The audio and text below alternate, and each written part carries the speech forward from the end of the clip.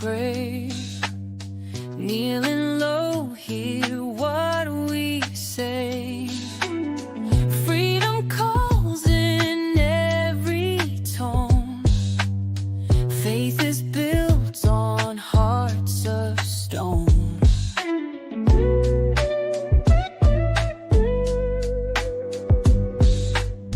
Vibes so raw, can't hide the truth. Words so sharp, they cut right through. Real talk for the soul's appeal. Prayers rise up, the wounds they heal. Lift our voices to the sky, a righteous perspective high. On this path we won't back down, for the Father wears the crown.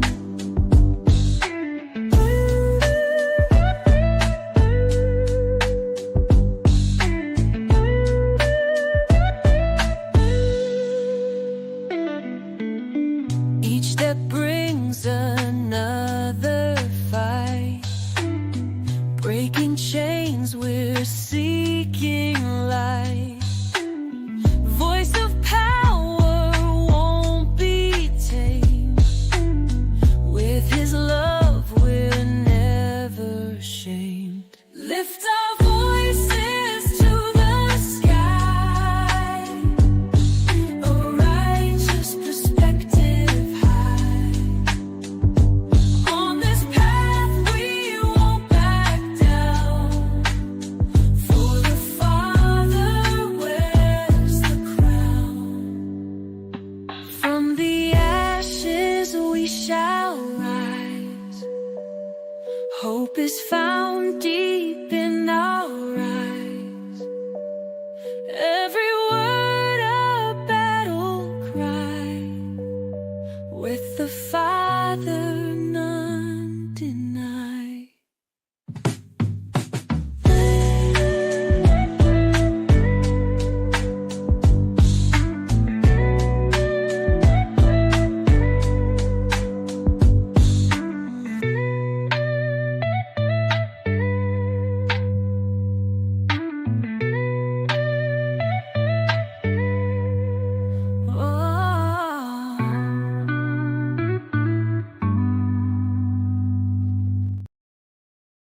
What is going on, everybody? Happy Friday to each and every one of you guys.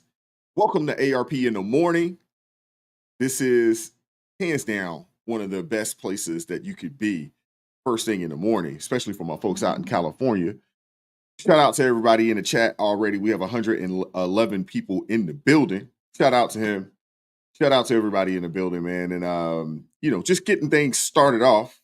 I want to make sure I show some love to folks, but happy Friday to you guys. The weekend is pretty much here. And I appreciate you guys, man. I appreciate you guys rocking with me all week long. And I'm definitely looking forward to the weekend. Definitely looking forward to the weekend. It's supposed to rain, but hopefully it'll rain midday tomorrow. We got an early tea time tomorrow, 7:27 tea time. So I'm looking forward to getting out on the links, man, playing some good golf, man. And, hopefully, yeah, man, hopefully I'll have a good round. Shout out to my guy, Big Job Ford out of Wisconsin. Appreciate you, brother, pulling up this morning. Good morning, Wise and ARP family. Shout out to you, man. Thank you very much, man. If you could, please make sure y'all hit that like button for me. That's the only price of admission to join the live stream is for you all to hit that like button, man. I appreciate you guys. Appreciate you guys that support me on a day-to-day basis. Shout out to my guy, Scott Jung. Good morning to you, brother. What's up, Lori Otteson? How you doing this morning, sister? Appreciate you pulling up. What up, my guy, Brian M? Finally Friday. Have a great day. What up, my guy, Joseph Orsini? Shout out to Joseph Orsini, man. He says, good morning, everyone. Wise, that video you did with Tatum was fire.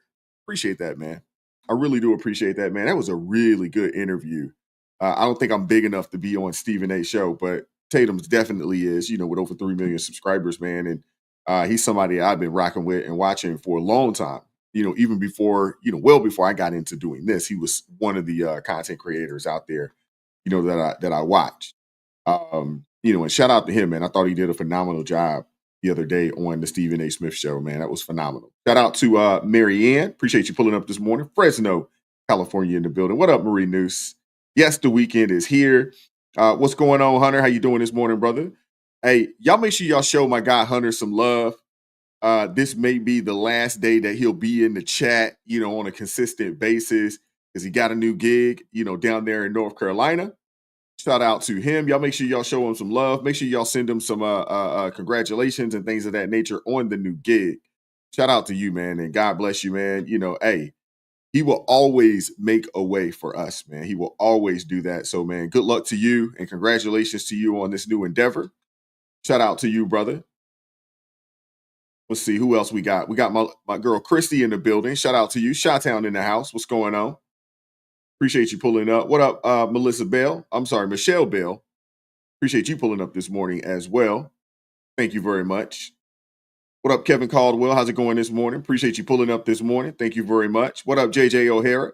Raleigh, North Carolina in the house. Shout out to you. Appreciate you pulling up. What up, Donald Lovejoy out of Colorado? PK Krillin out of Tennessee.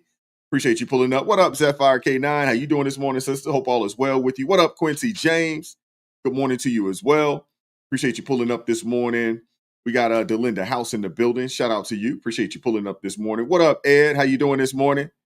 Shout out to my guy Ed Meyer out of Mississippi in the building. Shout out to you. Appreciate you pulling up this morning as always. Who else we got? We got Diane. Appreciate you pulling up this morning. Thank you very much.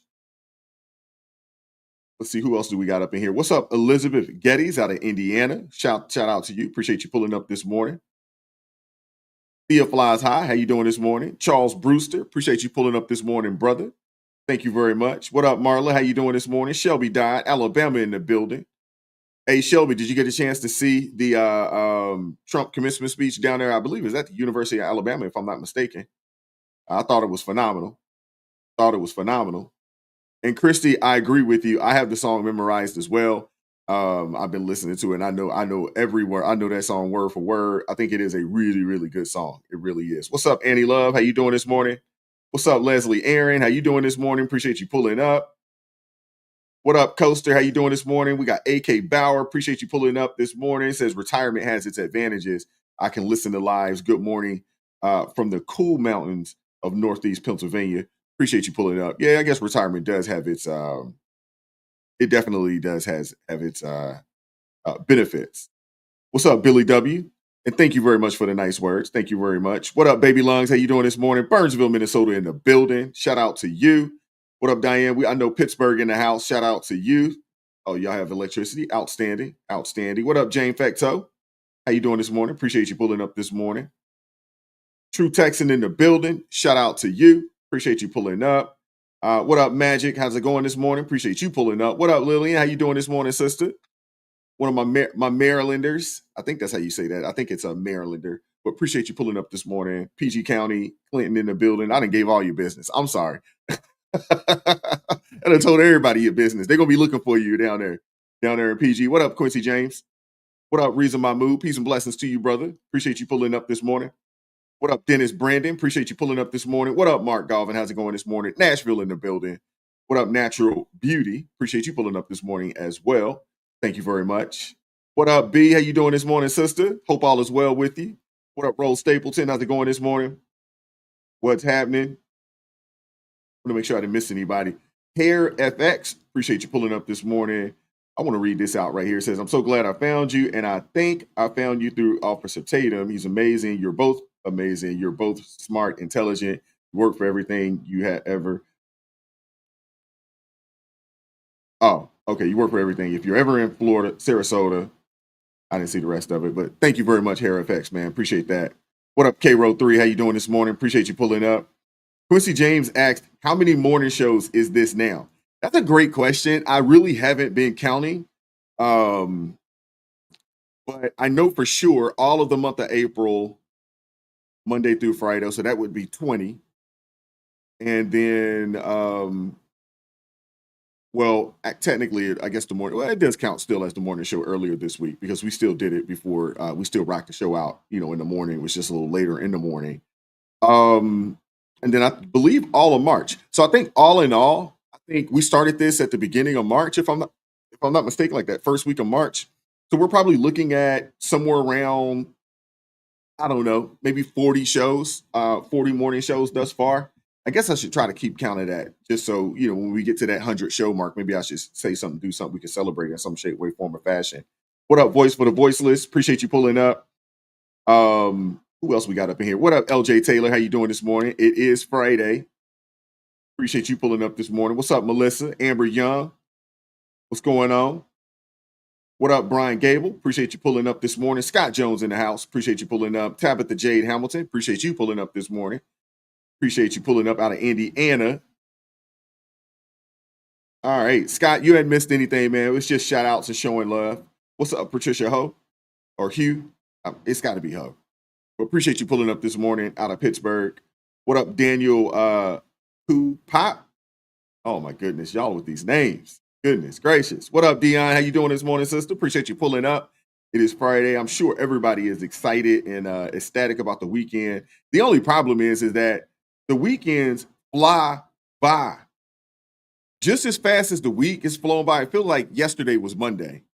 It really does. It feel like yesterday was Monday. Here we are. It's May, but we're already in the second day of May. The weeks and days are flying by. What's up, Francis Finnerty? Appreciate you pulling up this morning. Thank you very much. Let's make sure I didn't miss anybody. I want to make sure I show love to everybody that pulled up this morning.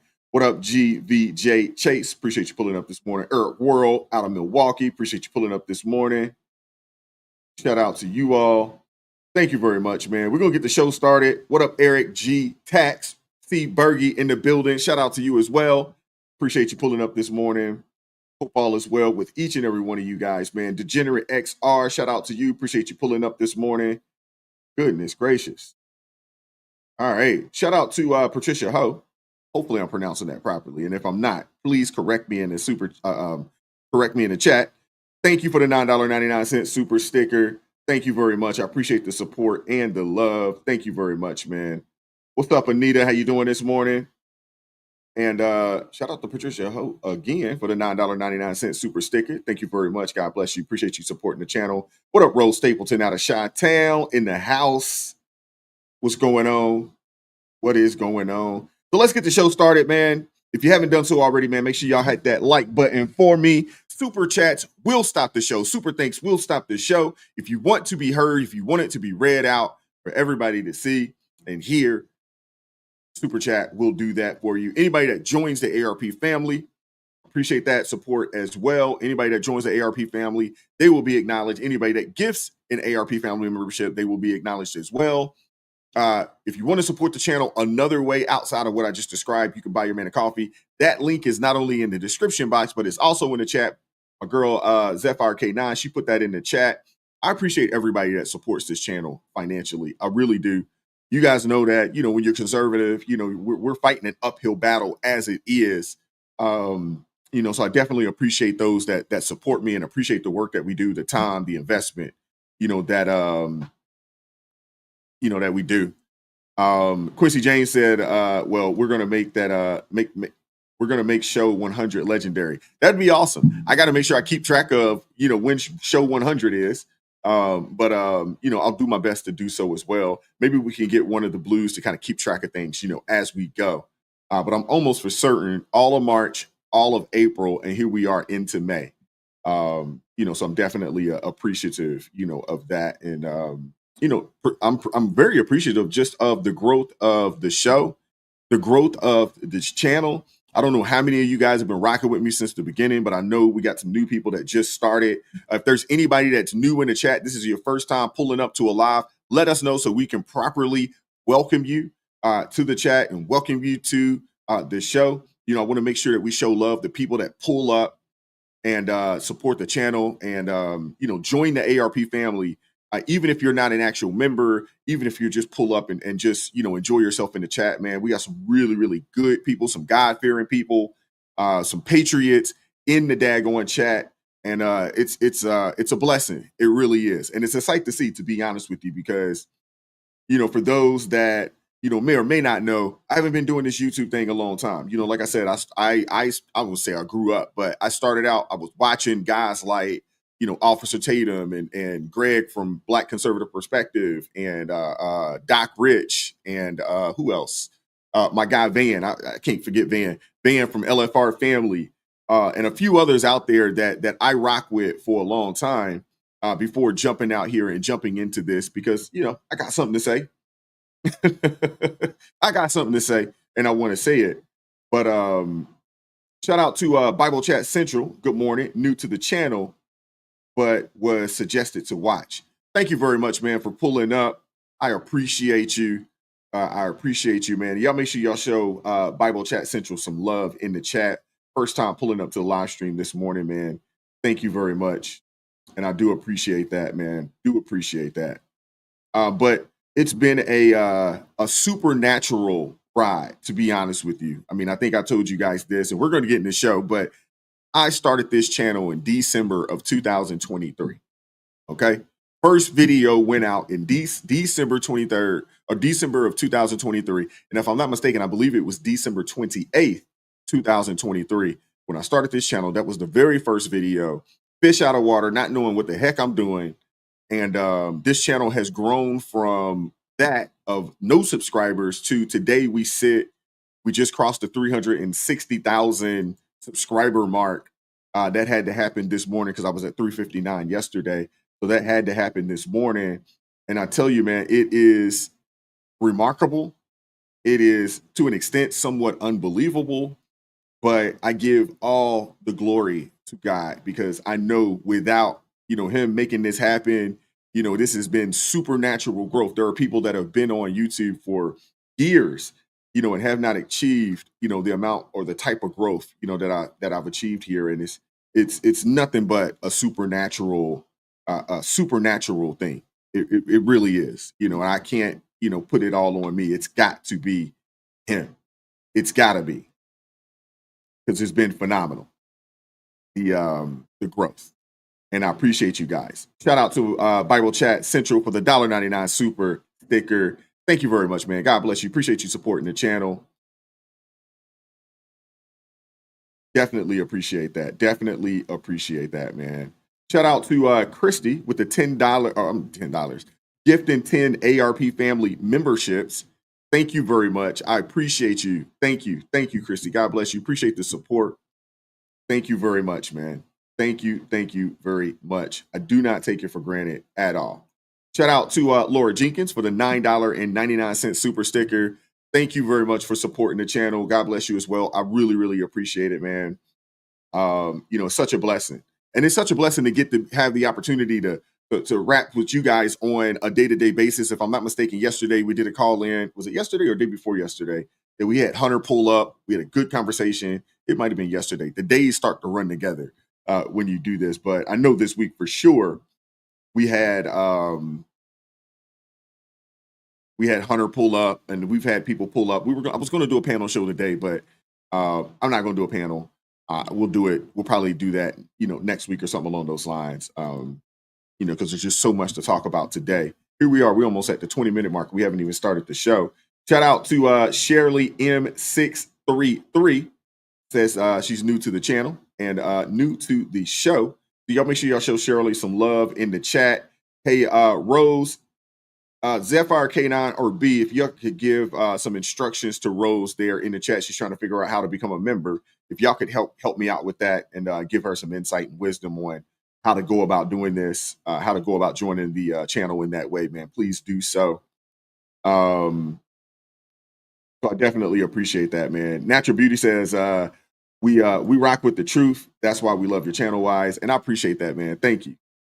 I was talking to one of my guys, man, one of my friends, Jeff, and he was like, one of the things I do appreciate, about you and your channel is that you've been consistent, since you got into this. And for those that have been rocking with me for a minute, you can go back and look at the old videos. I haven't changed. I think I've gotten better. Goal is to always get 1% better every time we jump out there. I haven't, changed my viewpoints. I don't think have changed, but I do think that I've gotten a little better, at doing this. So, my goal is always to keep, keep striving to get 1% better. And my faith, remains as God to just give me that guidance. And, I ask all the time, man, for supernatural growth so crazy, so fast that it can't be explained, but but him, you know what I'm saying? And, it's been a blessing to say the least. It has been a blessing to say the least. Shout out to Roll Stapleton joining the ARP family. Thank you very much for supporting me. Thank you so much for supporting the channel. And thank you for joining the ARP family. It's one of the nicest chats that you're going to be in on all of YouTube. It's one of the nicest. I'm not saying it is the nicest, but it is one of them. It's up there. It's full of followers of Christ. It's full of patriots. It's full of people that love this nation. It's full of people that want to see, not only you do great, but the country do great. The country be great. That's awesome, man. Thank you very much, Rose. Appreciate that. All right. Let's get the show started, man. Let's get the show started. Ed Meyer. Thank you, Ed. Ed's been rocking with me for a little bit, so he's like, yeah, you've gotten a lot better. You've become a professional. I don't know if I'm quite a professional. I think I'm probably still an amateur, but I do believe that I've gotten better. I've gone back and looked and watched some of my old videos. And, if you're ever, watching yourself, you go back and you cringe and it's just like, oh my gosh, I can't believe I said that, or I can't believe I was like that. Goodness gracious. But that's the beauty, of this YouTube thing, man. People get a chance to see your growth. They get a chance to see, where you started at and where you are today. People get a chance to see it. It's rare, people on legacy media and some of these other larger networks that you don't get to see where they started. And I think that is the beauty, of YouTube, being able to go back and, being able to go back and look at the work from, 10 months ago or so, and you look back at it and like, oh my gosh, woo. Woo. But let's get the show started, man. Again, hit that like button for me. Super chats to stop the show. Super thanks will stop the show. Appreciate everybody that has supported the channel thus far. And thank you, William Walker Grimsworth. Appreciate that, man. Thank you very much. Definitely appreciate that, man. Appreciate you guys. Let's get the show started, man. We got a lot to cover. We got a lot to get into. I may actually open it up for some dialogue as well. So if anybody would like to call in, get prepared. If you have any questions or if you have anything to say, get prepared. What up, RJ Hudson? How you doing this morning, brother? Appreciate you pulling up. Let's get the show started. Balls. It's big. That should be obvious. Why do they call you Big Balls? I just said it as my LinkedIn username. Okay. Well, people on LinkedIn take themselves like super seriously, and they're pretty adverse to risk. And I was like, well, I want to be neither of those things. So I said it, and honestly, I didn't even think anyone would notice. Yeah. So what do you LinkedIn do? is so cringe. What does Big Balls do? Right now, I'm working on some payment computer stuff. So one of our initiatives is to root out fraud and waste. And to do that, we started looking at the payment computers. And as mentioned earlier, like there is no accounting of what payments actually go to in the payment computer. So like you look at a specific line item, like $20 million. You're like, okay, well, what is this money going to? And for the majority of payment systems, it's like, well, we don't really know. And yeah, like what? That would be the response. Is this the most basic responses? Yeah, yeah, that's the most common response. What do you say when people just say, I don't know? Well, it's a huge cause for concern because like the upstream thing, which is distributing the money, literally has no checks and no accountability to the actual American taxpayer. So it's a huge vector for fraud, waste, and abuse. Do these people not respect taxpayer money? I mean, there's no incentive to if you work in the government. I think the incentives will always decide the outcomes. Yes. Do you guys feel like you're putting yourself at risk by doing this?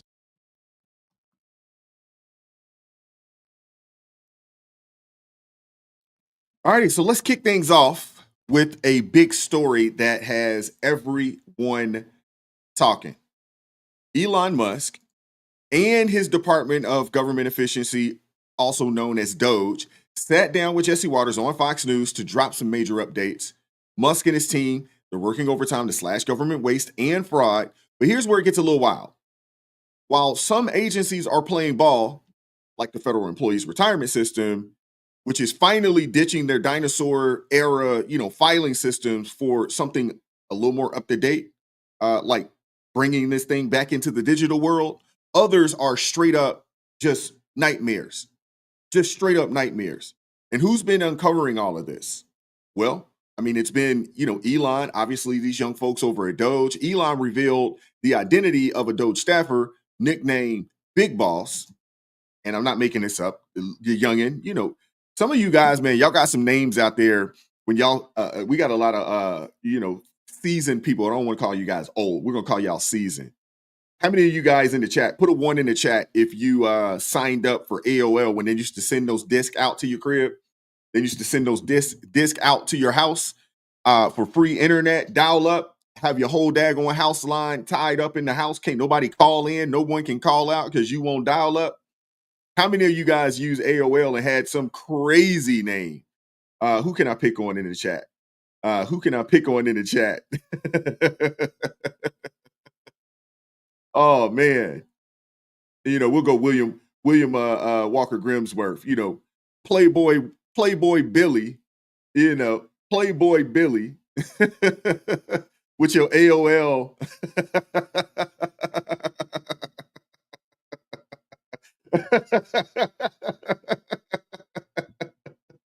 Hey, I'm just gonna give y'all guys, if you guys are still actively looking for a job. Well, Leslie, back in the day, those AOL discs were free. You'd get like 500 hours of free internet or 1,000 hours of free dial-up internet. It was free. So a lot of times, man, if you knew people in the neighborhood that was not going to use those discs, if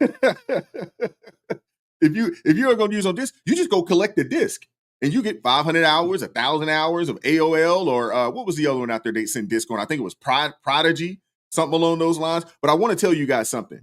You are being age discriminated against if you still have an AOL email.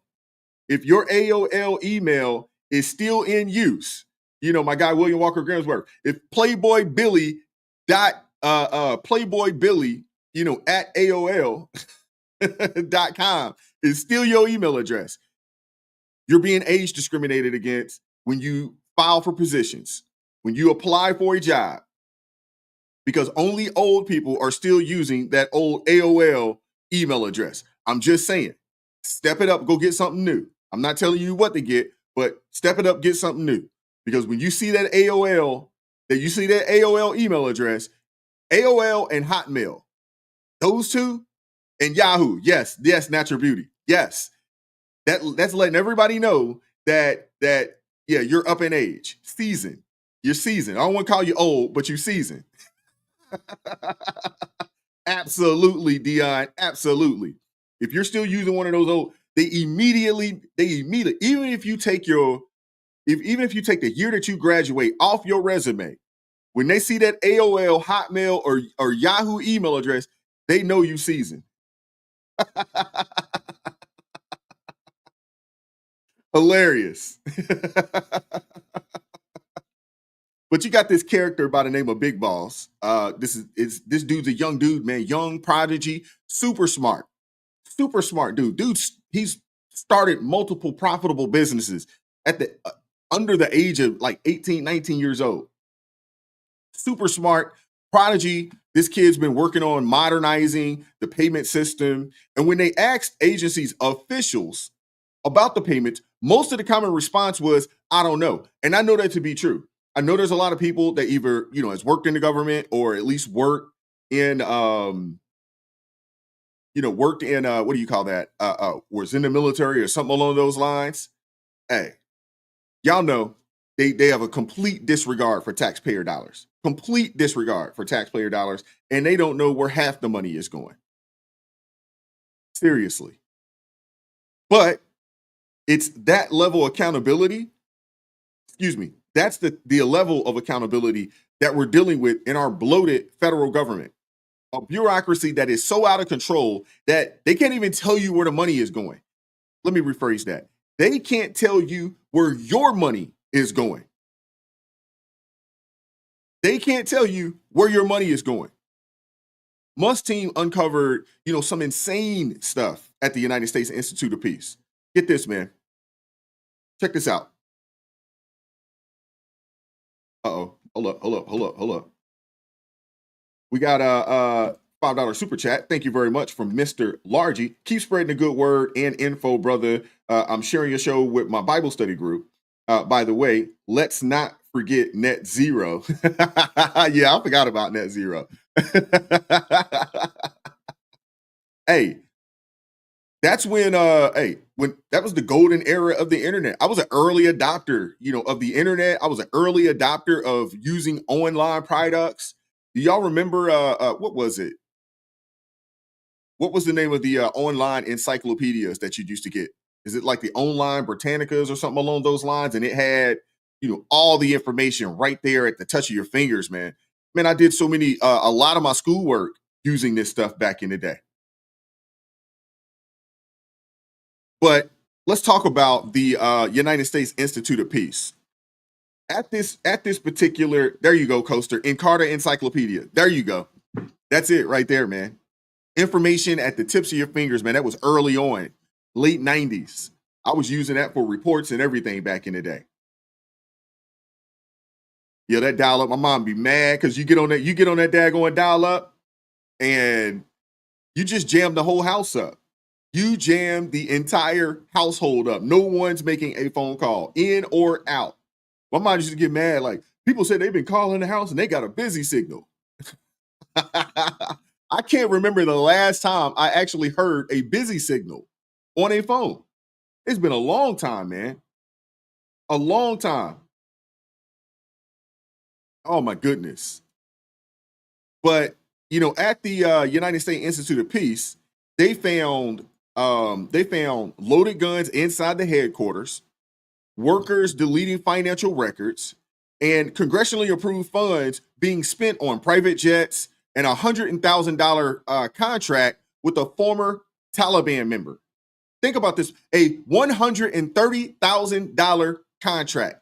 That right there, $130,000, that is a little over 2 times the average median household, or 2 times the average median wage in the United States of America that has been allotted for a terrorist, a Taliban member.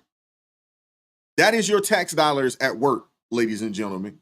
Funding jets and Taliban deals while small agencies hope that you don't notice, hope that you never figure it out. See, I couldn't work at a place like this. I couldn't work at a place like that does that. I couldn't do it. I wouldn't be able to do it.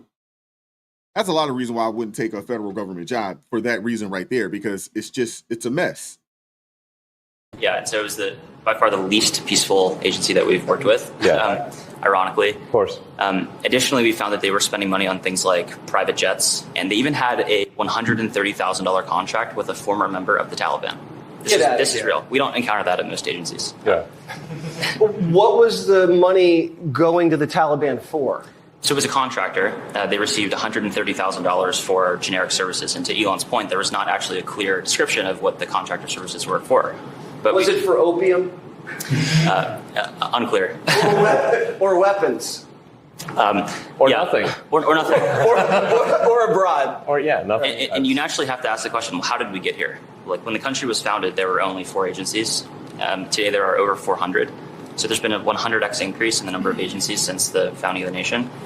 And thanks to President Trump, he's now signed 2 executive orders to start to reduce the number of agencies in the government, and the Institute of Peace was one of them, which is why our team went in to try and understand what was going on. And that's when we found all of the craziness, like the weapons in their armory. We found the payments to the Taliban. Okay. So try to hide the evidence. Right. So just a few hours after we got into their headquarters, we found that their chief accountant had actually deleted over 1 terabyte of accounting records from several years. So you'd have to ask the question, well, why would somebody do that? The DOGE team, fortunately, was able to recover that data with the help of a few great employees at the Institute of Peace.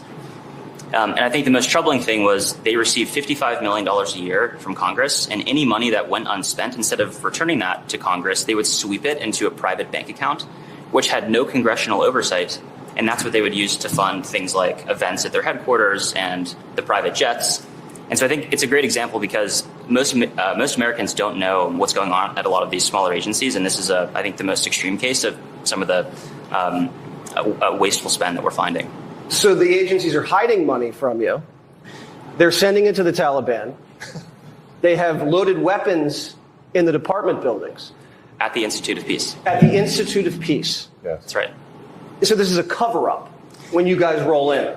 This one, yes, they cover up. Yes. It's a cover-up. No, they did delete a vast amount of financial information. That's really a definition of a cover-up. Isn't that illegal to delete evidence? Yes. Shred documents? It is. It's certainly illegal to delete accounting records that that Congress would certainly want to know where the congressionally appropriated funds are going from taxpayers. When you catch them going Hillary style on their computers, do you refer this to the Department of Justice? In this case, we did refer the evidence in the accounting example to the FBI and DOJ, and we were proud to do that. So yes, we did. Resistance has shown. Yeah. Yep. That is what's happening in the federal government, folks. Deleting accounting records. Imagine if that was you or me. But when it's the federal government, it's no problem. Nothing to see here. The Institute of Peace paying $130,000 to a former Taliban official is just one of the glaring examples of bureaucratic waste. Multiply that by hundreds of government agencies, and now, of course, the Democrats are fighting back hard against DOGE and against their efforts. They're clutching their pearls, claiming that Musk wasn't elected and has no right to shake up the executive branch. Some are even calling him a threat to democracy for finding thousands of government workers without congressional approval. Well, let's be real. The same Democrats have spent years protecting a system that's drowning in waste and inefficiency. They're not mad because Musk is overstepping. They're mad because it's exposing just how broken their precious bureaucracy is. And the cherry on top is this. Critics are so unhinged that they've started targeting Tesla cars and charging stations, with the Justice Department now charging some of these vandals as domestic terrorists. That's how desperate the left is to stop this. They'd rather lash out than admit that the federal government needs serious overhaul. And here's the thing.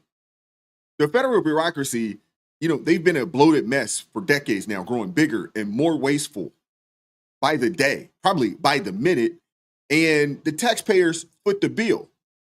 The only solution that Democrats have when it comes to this is we just need to generate more revenue. We need to charge the citizens, or we need to take more money from the citizens via taxes. And that can't always be the solution. They're taxing us enough. And DOGE is finally doing what no one else had the guts to do, which is cutting the fat and holding these agencies accountable. But the Democrats would rather keep their gravy train rolling than fix the problem. And that's why they're so scared of Musk and his team, because they know that if DOGE succeeds, it'll expose just how much they failed the American people. And that's why we got to keep cheering on DOGE as they drain the swamp, literally one agency at a time. And with that being said, we're going to keep it moving. With that being said, we're going to keep it moving. Now, we have more bombshell news that dropped yesterday as well. This is probably what you could call the first major cabinet shakeup. National Security Advisor Mike Waltz is out along with his deputy, Alex Wong. Yeah. Some people about Mike Waltz, who you might remember was a congressman, Green Beret, a long history and career in foreign policy. And I believe Jackie Heinrich is joining us now. I'm not sure. Is that right? No, Bill, sorry. I'm sorry. I got the news from Jackie Heinrich in the email. And Bill, it's hard sometimes when we're not together. I didn't exactly know what was going on. No problem. Some other people had left, but this was maybe a little surprise. Yeah, it's day 102, and If you think about Trump 1.0, Dana, when he let General Flynn go early on, sometimes Trump has reflected on that as a big mistake on his behalf. And he really wanted to hold on to his people, his men and women. You know, Flynn works in the West Wing. Michael Waltz works in the West Wing also, in addition to General Flynn back then. It's a pressure cooker, as you know. It's a tough job. But Flynn right now is the first to go on day 102. Yeah, so the NSC seat it's sacred territory. It is. Historically, it's been a establishment hotbed. We're going to say establishment hotbed, historically. You guys recall John Bolton, who used the council's inside line to record Trump's private calls and feed them to Adam Schiff to spark an impeachment trial, if you guys recall that. And shout out to Doc Holliday with the $10 super chat. It says, I have no delusions that anyone going to be held accountable and prosecuted. I have no delusions that anyone's going to be held accountable and prosecuted. Got you. Yeah, I don't either. They take care of their own. But that situation with Bolton, you know, that's the kind of sabotage that this job can facilitate. And you cannot afford to have someone in that position, you know, in that role who is cozy with neocons or globalists. So let's enter Laura Loomer into the conversation. And I know some of you guys may say that, you know, she's a whack job, but we got to enter Laura Loomer in some of her reporting. Several NSC staffers, Alex Wong among them, have a resume that reads like a Beltway resume buffet. Mitt Romney's campaign in 2012, you know, and then slots in both the Obama and Biden administrations. So in other words, there is zero trace of MAGA or America First DNA in this guy's background. In my opinion, that is a huge red flag at the NSC. And according to her, you know, I take it with a grain of salt because we don't know exactly why these two stepped down. But according to Loomer, Alex Wong was at the center of the Signalgate scandal and is married to U.S. Attorney Candace Wong, who was allegedly one of the key attorneys involved in prosecuting J6ers. This web is something else. But I want to share this tweet with you guys from Laura Loomer, just so you guys can see it yourself. Give me 1 second here. Shout out to Doc Holliday joining the ARP family. Thank you very much, brother. Appreciate that. Appreciate you. So as you can see there in this tweet, if anybody would like to see the tweet, you can go look it up. Just go look up Laura Loomer. It's right there. Or if you feel like you can't find it yourself, shoot me an email. I'll be more than happy to email that right over to you so you can check it out for yourself. But the tweet goes on to say that Candace Wong worked under the Obama administration and the Biden administration, where she led the violence reduction and trafficking offenses section for more than 2 years. And she also worked at Covington and Burling, which is one of the law firms that the president recently stripped of its security clearance and terminated all of their government contracts. This is a very fishy, sketchy situation. It is. So we really don't know exactly why they stepped down, but it's got to do at least in part with Signalgate. And this doesn't look good. It doesn't look good. Now, I'm sure you guys all know, but I'm sure you guys all know the bit on Signalgate, right? Someone on the council added Jeff Goldberg, a reporter notorious for peddling fake stories about Trump, into a secure White House chat. That wasn't a harmless typo. It was gross negligence at the highest level. And a report suggests that Waltz was the one who greenlit Goldman's entry into the chat, even though Waltz has denied the accusations. So again, Trump couldn't root out all the Trojan horses within his administration, unfortunately. Unfortunately. He couldn't root them all out. He couldn't, unfortunately. I can tell you for 100%, I don't know. I know him by his horrible reputation, and he really is the bottom scum of journalists. And I know him in the sense that he hates the president, but I don't text him. He wasn't on my phone, and we're going to figure out how this happened. So you don't know what staffer is responsible for this right now? Well, look, a staffer wasn't responsible, and look, I take full responsibility. I built the group. My job is to make sure everything's coordinated. But how did the execute? number? I mean, I don't mean to be pedantic here, but how did the number? Have you ever had somebody's contact that shows their name, and then you have somebody else's number there? I never make those mistakes. Right? You got somebody else's number on someone else's contact. So of course I didn't see this loser in the group. It looked like someone else. Now whether he did it deliberately or it happened in some other technical mean is something we're trying to figure out. So your staffer did not put his contact information. No, but how did it end up in your that's phone? what we're trying to figure out. Okay, but that's a pretty big problem. That is what we've got the best technical minds, right? That's disturbing. And that's where, I mean, I'm sure everybody out there has had a contact where it was said one person and then a different phone number. But you've never talked to him before, so how's the number on your phone? I mean, I'm not an expert in any of this, but it's just curious. How's the number on your phone? Well, if you have somebody else's contact and then somehow it gets someone sucked sent in, you that it gets contact. sucked in. Was there someone else supposed to be on the chat that wasn't on the chat that you thought was? So on the the chat? person that I thought was on there was never on there. It was this who guy. was that? What person? Well, I'm not. Look, okay. Laura, I take responsibility. I built the group. Alrighty, so shout out to Crystal Beyond Labels. Says, good morning, Wise. With DOGE, a hit dog always hollers. Dems are scared, shocked by Mike Waltz. Did he fall on the sword or did they find something? I would love to pull up and chat with you one day. Hey, please do. I mean, I've opened it up, a multitude of times, for people to pull up, and I'd love for you to do so. So, the next time I do it, I don't know if I'm going to do it today, but the next time I do, put it out there. Hey, please join. I'd love to have you. You're welcome. You're invited.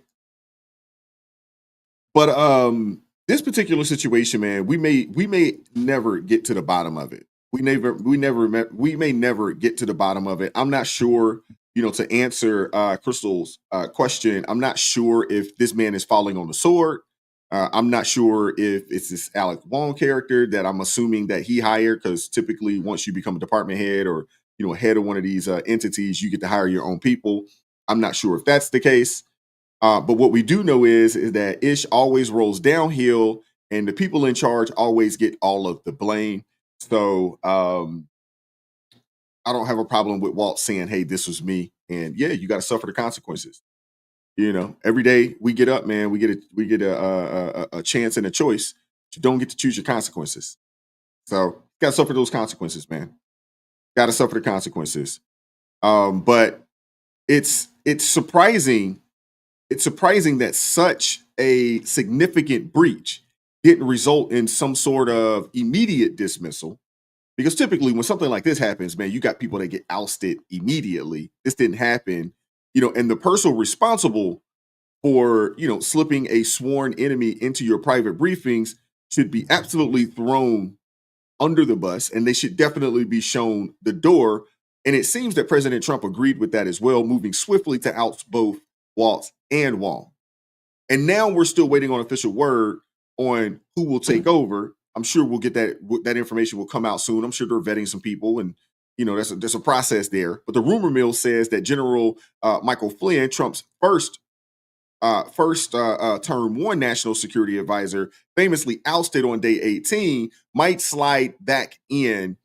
And hey, it's only day 103, of his second term. But if you look back, Flynn's removal was later lamented by Trump, as one of his early mistakes. He did come out and say that. So replacing Waltz with Flynn or someone equally rock solid would signal, that the White House is done tolerating council staff with sketchy allegiances.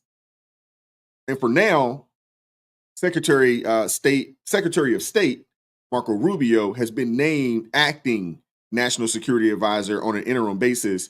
And after all of that went down, he's taking that spot, at this point. So that's kind of where we are with that. I want to make sure I show some love here to True Texan.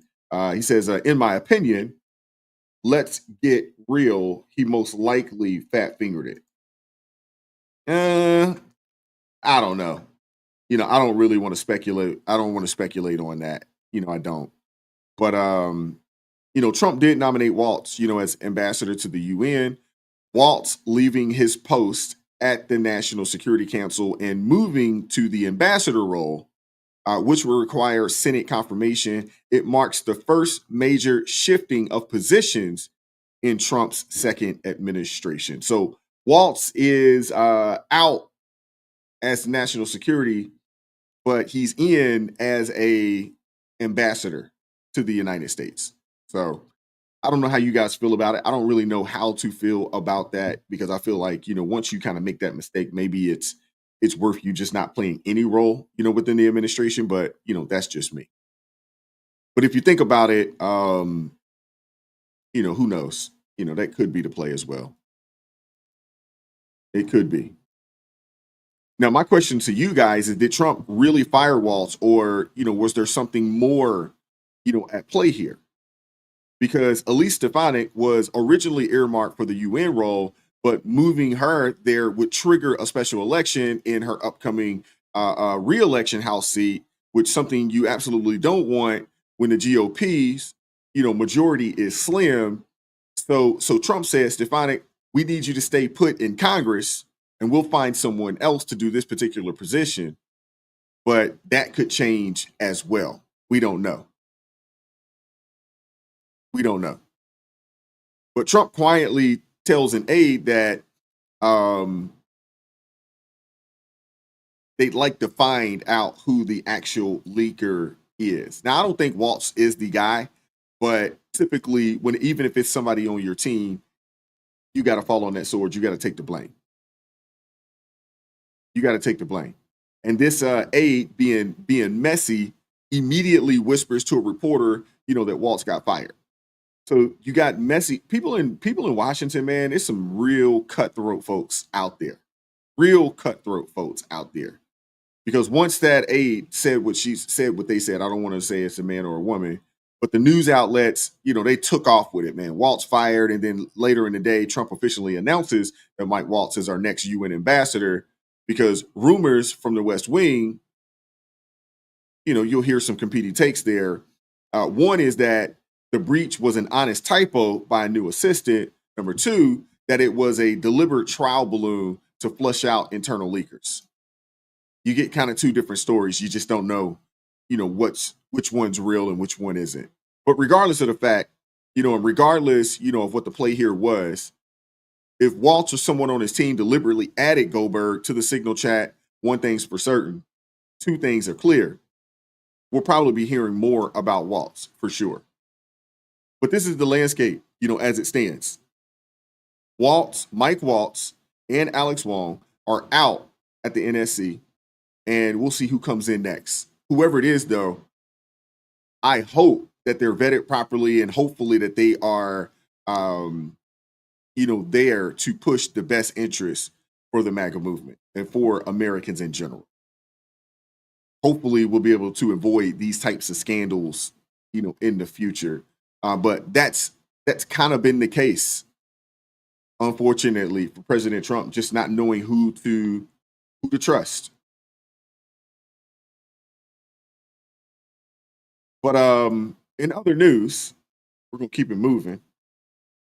We beat that horse, man, and we still don't have a whole lot of information. But in other news, Director of National Security, Tulsi Gabbard, dropped an absolute bombshell on the Megyn Kelly show the other day, saying that she's investigating Dr. Fauci for perjury and his role in the funding the Wuhan gain of function research, and you know what? And honestly, it's about daggone time. But before I get into it, let's take a look at what Tulsi has to say about this. We are working with Jay Bhattacharya, the new NIH director, as well as Secretary Kennedy, is looking at the gain of function research that, in the case of the Wuhan lab, as well as many of these other biolabs around the world, was actually U.S. funded and leads to this dangerous kind of research that, in many examples, has resulted in either a pandemic or some other major health crisis. Well, let me ask you specifically, because we already know that EcoHealth Alliance was partnering with this Wuhan lab to do gain of function research. That's right. We just have never been able to have somebody say, it was that exact experiment that led to this COVID bug. But have we gotten there? What's the new thing that you're digging in on? We are working on that with Jay Bhattacharya and look forward to being able to share that hopefully very soon. Okay. That specific link, correct, between the gain of function research and what we saw with COVID-19. I mean, that would be extraordinary because just so the audience knows, if that's true, if it was Peter Daszak's research with the Wuhan so-called bat lady that caused this pandemic, then we did fund it. Then Anthony Fauci helped fund the pandemic. The thing that he denied over and over and over to Senator Rand Paul's questioning. That's right, under oath. Under oath, exactly. So is it any wonder that he sought a preemptive pardon for anything during a certain period of time by President Biden before he left office? And then strong-armed and smeared people like Dr. Jay Bhattacharya, anybody who came out and said, I don't know if that's natural. This actually smacks of lab. And the reason why this is so important is not just what happened in the past, it's because this gain of function research is happening in biolabs around the world. I got attacked, and I think you saw this, we've probably talked about it on your show before, when I warned against US-funded biolabs in Ukraine when the Russia-Ukraine war kicked off for this very reason. Who knows what kinds of pathogens are in these labs, and if released, could create another COVID-like pandemic. And for that, I was called a Russian asset. You're, trumpeting Putin's talking points, all of this nonsense, simply for speaking the truth and stating facts that, by the way, are still on U.S. Embassy Ukraine's website today about how the U.S. has funded these biolabs in Ukraine. But my point is, in order to prevent another COVID-like pandemic or another major health incident that could affect us in the world, we have to end this gain of function research and provide the evidence that shows exactly why and how it's in our best interest, the American people's best interest, to bring about an end to it. All righty. So over the past few years, billions in funding originally earmarked by then Vice President Cheney made its way through the National Institute of Health and right into Dr. Anthony Fauci's lab. And that's where our modern gain of function controversy really took off. Lab studies that tweaked animal viruses to make them more transmissible in humans were being bankrolled by U.S. tax dollars. And Fauci was the man signing the checks. And after all of the finger pointing, the cover-ups, all of that, Tulsi Gabbard has announced that she's launching a full-blown inquiry into Dr. Fauci's conduct, and not just his scientific decisions, but potential perjury under oath. And here's where things get twisted. President Biden quietly issued Fauci a pardon before leaving the office. But that pardon doesn't actually shield him from anything because there's never been a single criminal charge levied against him. Legal experts have made this crystal clear. You can't pardon someone for crimes they haven't been charged with. If blanket pardons for uncharged conduct were legal, a president could just promise clemency to every one of his campaign donors. Show me you voted for me and I'll pardon you. You can do whatever you want. It's ridiculous. It's absurd. How do you pardon someone who hadn't actually been charged with anything? It doesn't make sense. It just doesn't. And pardons are supposed to follow indictments and convictions, not actually precede them. And that's what this did. So Tulsi Gabbard isn't content to let Fauci skate away under this quote unquote preemptive immunity.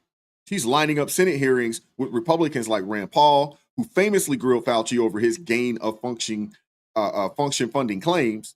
And if you guys recall, back in 2017, right before Trump's first inauguration, Fauci went out on a limb and warned the country to brace itself for a surprise outbreak. of a novel infectious disease, almost as if he knew exactly what was in the pipeline. Can't make this stuff up. Can't make it up. And shout out to Christy with the $9.99 super chat, says China is blaming us. Unfortunately, I agree, because of Fauci, we are partly responsible due to Fauci and probably many more. Yeah. Yeah. You may be right. You may be right. There is no question that there will be a challenge to the coming administration in the arena of infectious diseases, both chronic infectious diseases in the sense of already ongoing disease, and we have certainly a large burden of that, but also there will be a surprise outbreak. And yeah, I don't know if you guys recall that. Let's play it back one more time. Let's play it back. Is that there is no question that there will be a challenge to the coming administration in the arena of infectious diseases, both chronic infectious diseases in the sense of already ongoing disease, and we have certainly a large burden of that, but also there will be a surprise outbreak. And shout out to my guy True Texan with the $5 super chat. He says, was that part an auto pen like a ton of Biden's crap? Fauci needs to go to jail, in my opinion. Plus, if he has immunity, they can force him to rat on others. Yeah, you're absolutely right. He should be held accountable for his actions if these allegations are true. And if they find anything, that's egregious, any of his transgressions that actually hurt the country and really hurt the world, he should be held accountable. He should definitely be held accountable. But it is interesting timing, though, when he made the statement that he made back in 2017.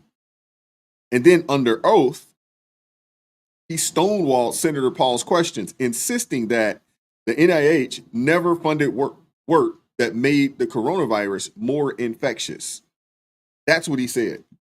This guy is, he's a character, man.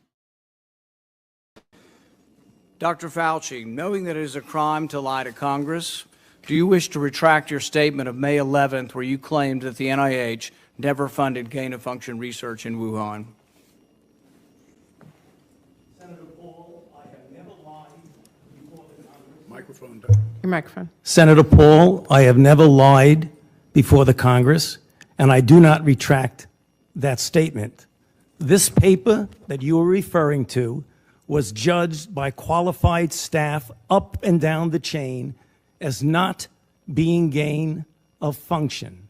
Let me finish. You take an animal virus and you increase its transmissibility to humans, right. You're saying that's not gain of function? Yeah, that is correct. And Senator Paul, you do not know what you are talking about, quite frankly. And I want to say that officially. You do not know what you are talking about. Okay, you get one person. Let's read from the NIH definition of gain of function. This is your definition. You a lie and the truth ain't in you. So let's fast forward to internal emails and grant documents that later proved that he did. And in fact, sanctioned. Oh man, this guy is a piece of work, man. He's a piece of work. This dude even cheer-led. Also cheer-led research that took animal viruses and made them better at jumping into human cells. And I'm glad that Tulsi's jumping all over this. I'm glad to hear that she is jumping all over this, finally investigating and digging deep into the record. The EcoHealth Alliance partnership with the Wuhan lab, the spider web of U.S. grants that flowed from Bethesda to Wuhan, and the countless virologists who quietly raised alarms to be bullied and discredited or shoved aside by Fauci's NIH machine. She's enlisted Dr. J, the new NIH director who Fauci once tried to freeze out of academia, to lead the charge on unraveling these grant records. And, if Dr. J, her name is J-A-Y, but Dr. J, who is a respected Stanford epidemiologist, if she can finally get access to the paperwork Fauci suppressed, Americans will see exactly how much of our money probably went into this. And make no mistake about it, this isn't just about assigning blame for the pandemic's origin. Gain-of-function research is still happening in high-security labs across the globe, Ukraine included, where U.S. funds help build biocontainment facilities that now sit in an active war zone. A single accidental or malicious release from one of those labs could spark the next global health emergency, which would be just flat out insane. But by pulling Fauci's veil off of that entire operation, Tulsi Gabbard isn't just settling old scores. She's fighting to close the loopholes that let taxpayer dollars bankroll pathogen tinkering with no oversight or accountability. So yes, Fauci's pardon may technically stand, but it won't shield him from congressional subpoenas, perjury referrals, or the court of public opinion. And if Gabbard's panel can lay out a clear chain of funding, grant approvals, suppressed dissent, and outright misrepresentations to Congress, Fauci may find himself testifying under oath one last time, this time with no pardon to bail him out. And if that happens, the American people will finally get the answers that we've been desperately demanding. Who funded the lab work in Wuhan? Who ordered the denials and the cover-up? And how do we make sure that this never happens again? Now, I know he probably they can't come after him on a federal level because of these pardons, but the NIH is in Maryland. Could there be charges filed, state charges filed all across the country? Somebody else in the chat mentioned a class action lawsuit. That could be the case as well. I would not have a problem with that. Shout out to Crystal Beyond Labels, says, how is there a surprise outbreak that he knows about in advance? That's not how surprises work. You are 1000% correct, ma'am. You are 1000% correct. Shout out to my guy Jeff over at It's Not Your Fault, Al-Anon Recovery.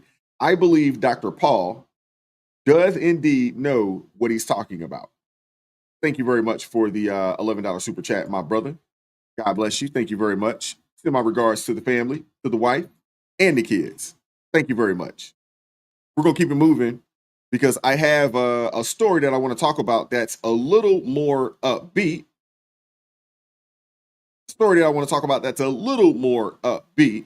You know, we've kind of been down in the dumps today, this Friday. But I want to talk about this story that I ran across the other day that I think is phenomenal. Mainstream media will not cover this. There's been no conversation around this brother here. And I want to bring some attention to him. I want to bring some attention to his plight and to his situation on this platform, on this network, because unfortunately, this is a positive story for the Trump administration, and we know how legacy media feels about reporting positive stories that come out of the Trump administration. So I want to talk about this man right here, you know, that you see on the screen so far. His name is Tony Holden. I don't know if you guys are familiar with him, but Tony Holden, and if you are familiar with Tony Holden and his story, please put a 1 in the chat for me. I'd love to see it. If you guys are familiar with Tony Holden and his story, put a 1 in the chat for me. But Tony Holden is an American defense contractor who is thanking President Donald Trump after gaining his freedom from detention in Kuwait. In a video in which Holden was surrounded by loved ones, he expressed his gratitude to the president. For whatever reason, this is a story that they do not want to share with you. It's sad. It really is that the country we live in today. Country illegally. President Trump, I want to thank you for what you've done for me and my family. I just mentioned to Adam that I wanted you to know, everyone on your team, everyone that have supported this effort, that you know that we greatly appreciate it. Okay, I wanted you to be able to meditate on how you affected personally lives and the difference that you've made. I'm a 60-year-old grandfather and father, so I can't put words in how excited. Give all grace and honor to God. But He used instruments, and there have been a lot of people behind the scenes who have done a great work. So I wanted you to be able to hear that directly from me. And again, God bless you and your family. Yeah, so there you have it right there. That was the brother, Mr. Holden. And just to kind of give you guys his story here, Mr. Holden was arrested while working at Camp Arifjan, which is a U.S. Army base out in Kuwait. You guys aren't familiar with where Kuwait is. Kuwait is at the southern tip of Iraq. So he was a defense contractor out there working on a base out in Kuwait under Vectrus. Vectrus is a U.S.-based company back in November of 2022. That's who he supported. According to his family, the men who arrested Holden became violent so quickly that Tony thought he was being kidnapped. They then forced him to lead them to his apartment on base where they searched for drugs. However, Holden's family and supporters said he abstains from drugs and alcohol for religious reasons. Once the men realized that Holden had a wife and daughter, they forced him to take them to where his family lived off base. The men reportedly beat Holden multiple times during the incident. After searching the second off-base apartment and not finding drugs once again, the men took Holden along with his wife and 3-year-old daughter into the desert in the middle of the night. This happened. These are factual details that was received from that situation. And according to Holden's family, the men physically threatened his wife and daughter. The family said Holden was later coerced into signing a written confession in Arabic to protect his family. This happened. Then they then administered a drug test on Holden, which came back negative, but the defense contractor was still charged with drug possession, drug trafficking, and attempting to flee the country. His family said Holden was not given legal representation. The judge in Holden's trial eventually realized that the case was false as the officers presented a fabricated conversation between Holden in English, even though they didn't actually speak the language. So they made up a case. They made up the fact that they had a conversation with him in English. They don't speak English. These are the cops here. They don't speak English, right? They don't speak English. And despite all of this evidence that he is actually innocent, Holden was sentenced to 5 years in prison, where he remained even after an internal police investigation found that his confession had been coerced, according to his family. Holden spent 903 days in a Kuwaiti detention until he was released on Wednesday, April 30th, just a few days ago. So President Trump, in his first 100 days in office, Trump secured the release of dozens of American-held hostages across the globe, including Keith Siegel, who was taken hostage by Hamas on October 7th, Mark Fogel, an American teacher, taken captive in Russia.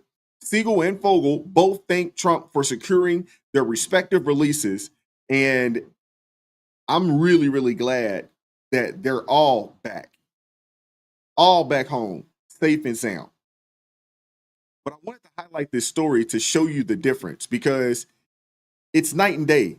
On one side, you had Democrats fighting hard all April until even now, they're still fighting to bring back this Kilmar Abrego Garcia character, an illegal immigrant with ties to MS-13, who's committed multiple crimes already in this country. They flew down to El Salvador, held press conferences for this dude, and pushed for his return. But when it comes to Tony Holden and other Americans that are being held hostage across the country, when it comes to Tony Holden, an American freed from Kuwaiti prison after over 2 years, thanks President Trump directly for his intervention, mainstream media is silent.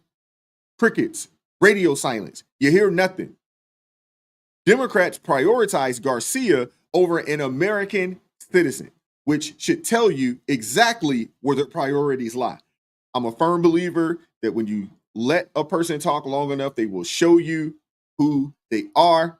You judge the tree by the fruit that it bears. And what we know about these Democrats, they are a bad tree that produces bad fruit.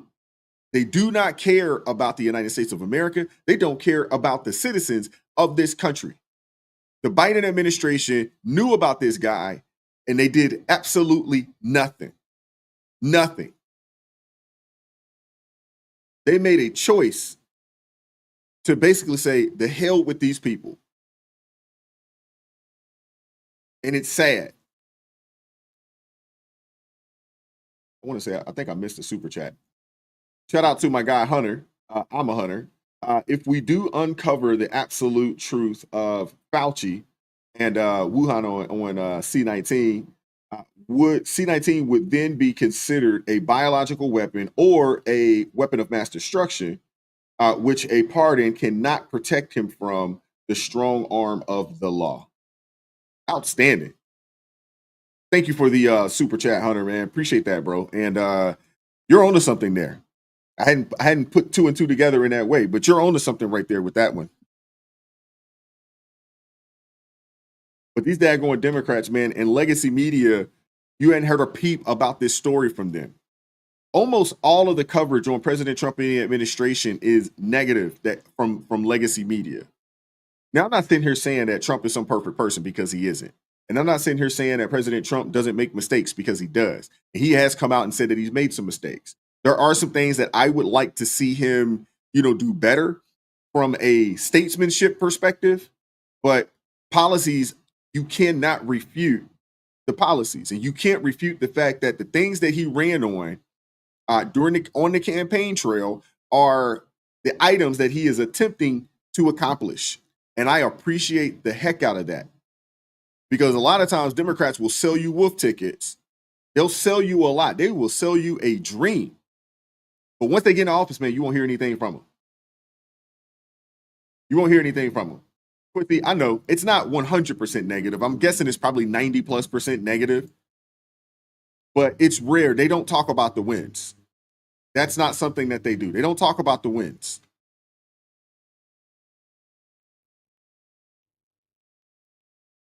But, when talking about this particular situation the other day, on CNN, Ana Navarro perfectly showed the mood of the Democrat Party, at least in my opinion, and really showed us what they're really standing up for, which is criminals.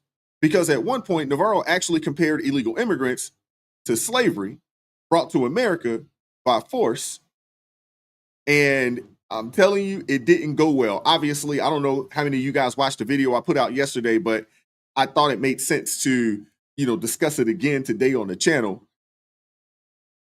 I don't know if that was a smart move. Actually, I'm not going to say I don't know if it was. It was not a smart move by Ana Navarro. Now, she does consider herself a conservative. I know people was in that in the comment section. It was like, Ana Navarro's a Republican. She does consider herself a conservative. That she does. In this country illegally, you are going home. Simple as that. We do not have unlimited resources. I think in a this lot of country Americans to take care of other people. There's a hell of a lot of people, guys. other than the black people who were brought here as slaves, who came to this country illegally. They're not the same as black people who were brought here against our will. That's exactly what I They just said. decided I to said walk there is their a butts lot across of the people border. There's a other big than the difference. black There is people. a big difference. That's exactly what I There's a just big said. difference. That's exactly what I just said, Sir Michael. Look and act indignant. That's exactly what I just said. It's not about acting indignant. Yes, it is. Let me You just heard me share, say Michael. that's other than the black Anna people. and Sharon. came Michael, as please. slaves. There are a lot of people from Chair many, Michael, I many think you countries actually that came misheard here what illegally. I think you misheard what she said. No, he purposely misheard it. She said. I purposely Yes, she did. So now you're in my Chair brain? Michael, listen to me for Is just a second. Is that where we're going? You Chair think Michael, I would listen to me say, for a I who second. have advocated Anna, for black please people stop. my entire life would Anna, say something like that? Anna, Give me a Because damn you've break. advocated for black Anna, people, please great. stop. Congratulations. Last time I checked, I'm black. You're not. Okay, Chair Michael. That's right. I'm Latino, and my people are being racially profiled. It is. And And do I have to remind you the history of my people? Chair Do you Michael. want to go there? No, I don't. Do you really Okay, want to go we're there? gonna and go to never break. have know the drawn? history. Raul, we're going to go to break. Raul Reyes, thank you very much for joining us. Everybody else, hang tight. History was not We'll be right back. erased when I was studying history, like the Tuskegee.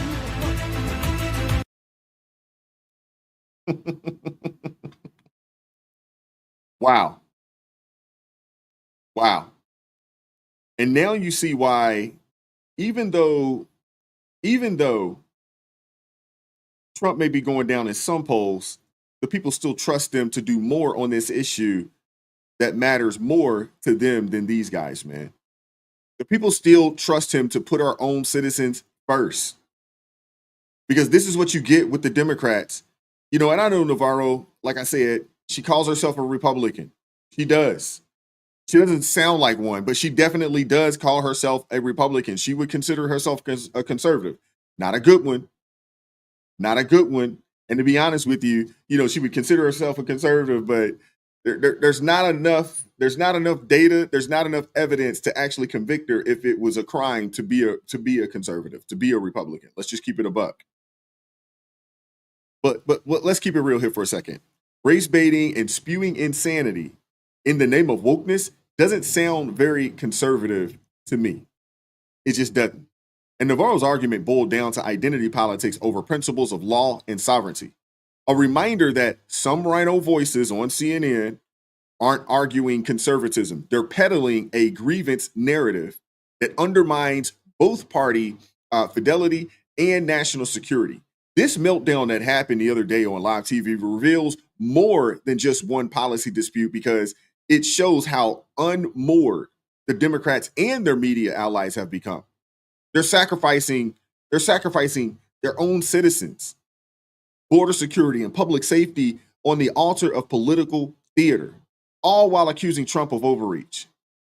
The president delivered and has been attempting to deliver on what he promised: a closed border, mass removals, and enforcement that our last administration refused to touch.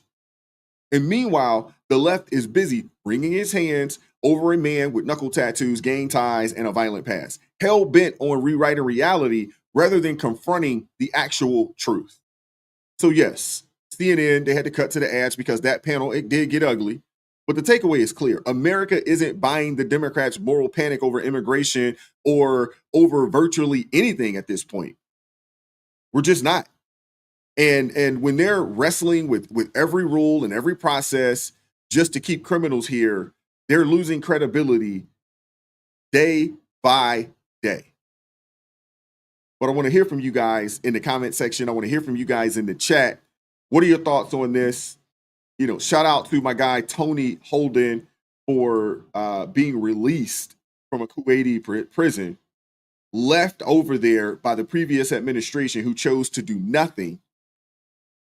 But they jumped over hoops and everything else for the lady who actually had drugs over in Russia, jumped through freaking rings of fire for her behind to get her out and traded the merchant of death for her. But crickets when it comes to the Americans over in Kuwait, wrongfully accused, wrongfully detained, wrongfully convicted and imprisoned. I'd say it's funny, but it's not.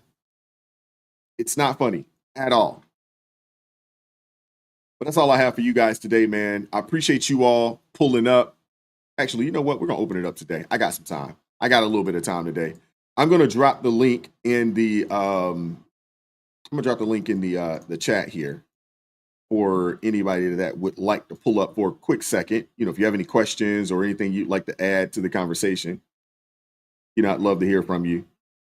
Shoot me a message, but, you know, click the link, join this stream.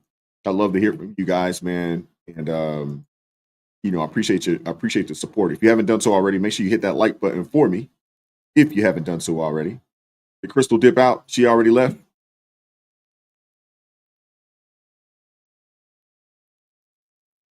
Floss. Playboy Billy says, flossing with nose hairs. I'm poor. Okay. I don't know what that. Is that nose hair? Oh, flossing with nose hair. You know, when you get old, or older, seasoned, more or less, you know, them nose hairs, man, they start coming out of nowhere. Like, where in the world did this come from? Where did this come from?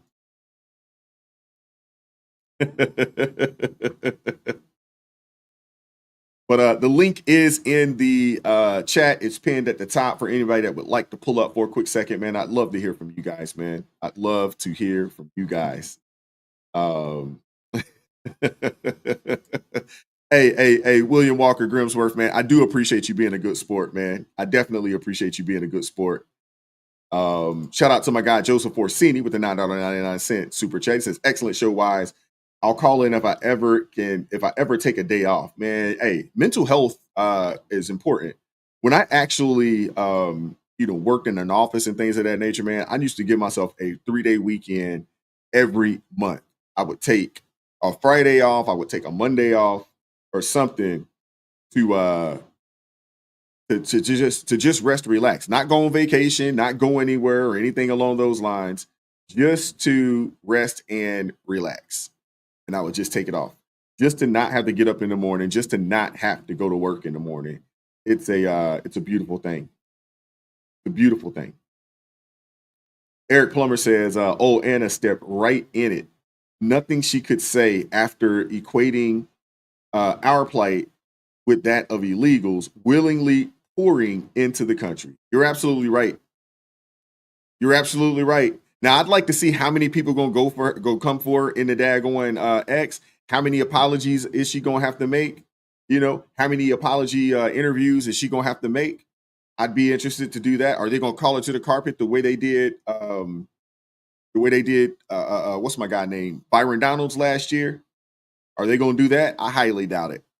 I highly doubt it. Uh-oh. All right, here we go. Interviews that she gonna have to make sure you put that on mute for me. All right, Crystal. Yeah, make sure you mute the stream in the background. All right, you good to go? Can you hear me okay? I don't know if I can't. I don't know if I heard you say anything. Can you hear me? I got you. All right, I can hear you. Appreciate you, Crystal, pulling up. I'm great, man. Appreciate you pulling up this morning. Thank you very much. Thank you for having me. Thank you for showing that thing about Holden, because I have had so many people, especially when I talk on TikTok, when I put up videos here on YouTube, they love to attack and say how racist Trump is and how horrible. And I've been called names like Mammy and all those other things. And I'm like, seriously? I'm like, do y'all not pay attention? But the media is really good at trying to create a narrative that has those people that deal with TDS to really live in that space. That's what I see. You're right. I look at it like this, and I tell people all the time, you know, if you're going to get into this space, one, you're putting yourself out there, you're putting your thoughts out there to be critiqued. You just are, and you need a certain level of thick skin because there are going to be people that are going to come for you. But I always, look at it more along the lines of, hey, Jesus was hated in his hometown. They couldn't do any miracles that he was doing everywhere else because of their lack of faith. And not that I'm equating myself to Jesus, but I'm just saying that if he couldn't get the job done in his hometown by his own people, sometimes there's going to be some folks that's going to come for you. I get it. I understand. But what you have for us today? Well, I've been looking at everything, and what between everything that's been going on, and I look at everything from a Christian perspective, honestly wise. That's the space I'm moving. I do as well. I go back to what my pastor, I never got to say it in the chat, but Pastor Mitchell, that's the church that I attend, the one who said about to submit to authority. You did panels on him. Okay. All right. Yes. So you're in the Atlanta area. Yes. So All right, I outstanding. Okay. 2819 is my church. And you know, that one thing that set everything on fire, where everybody was upset and all of those things.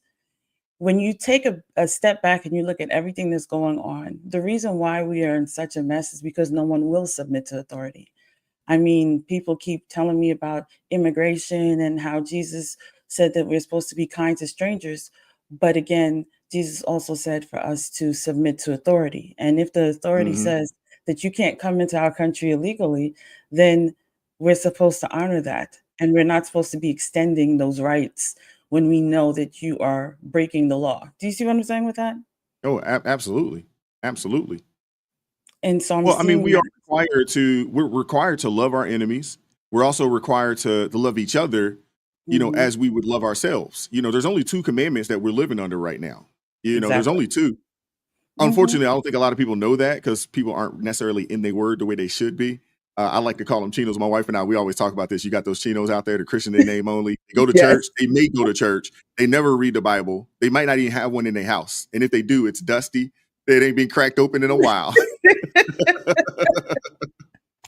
I agree with you on that. I agree. I call them snackers. I call them snackers Ah, because they go through the Bible and they pick out the bits and pieces that they enjoy, and then they get rid of everything else. They're like, mm, I don't need anything else. So that is what we're seeing. We're seeing all, like, honestly, the way I look at it, I feel like God is revealing. He is unmasking. He's taking off the veil of off a lot of people's eyes as far as we are seeing. And then you have those that are they're going to sit in their reprobate mind. So that's why they're going to keep arguing about things that doesn't make sense. When you're watching, again, I agree with you. Everything Trump does is not he is not God. He's not perfect. He's not any of those things.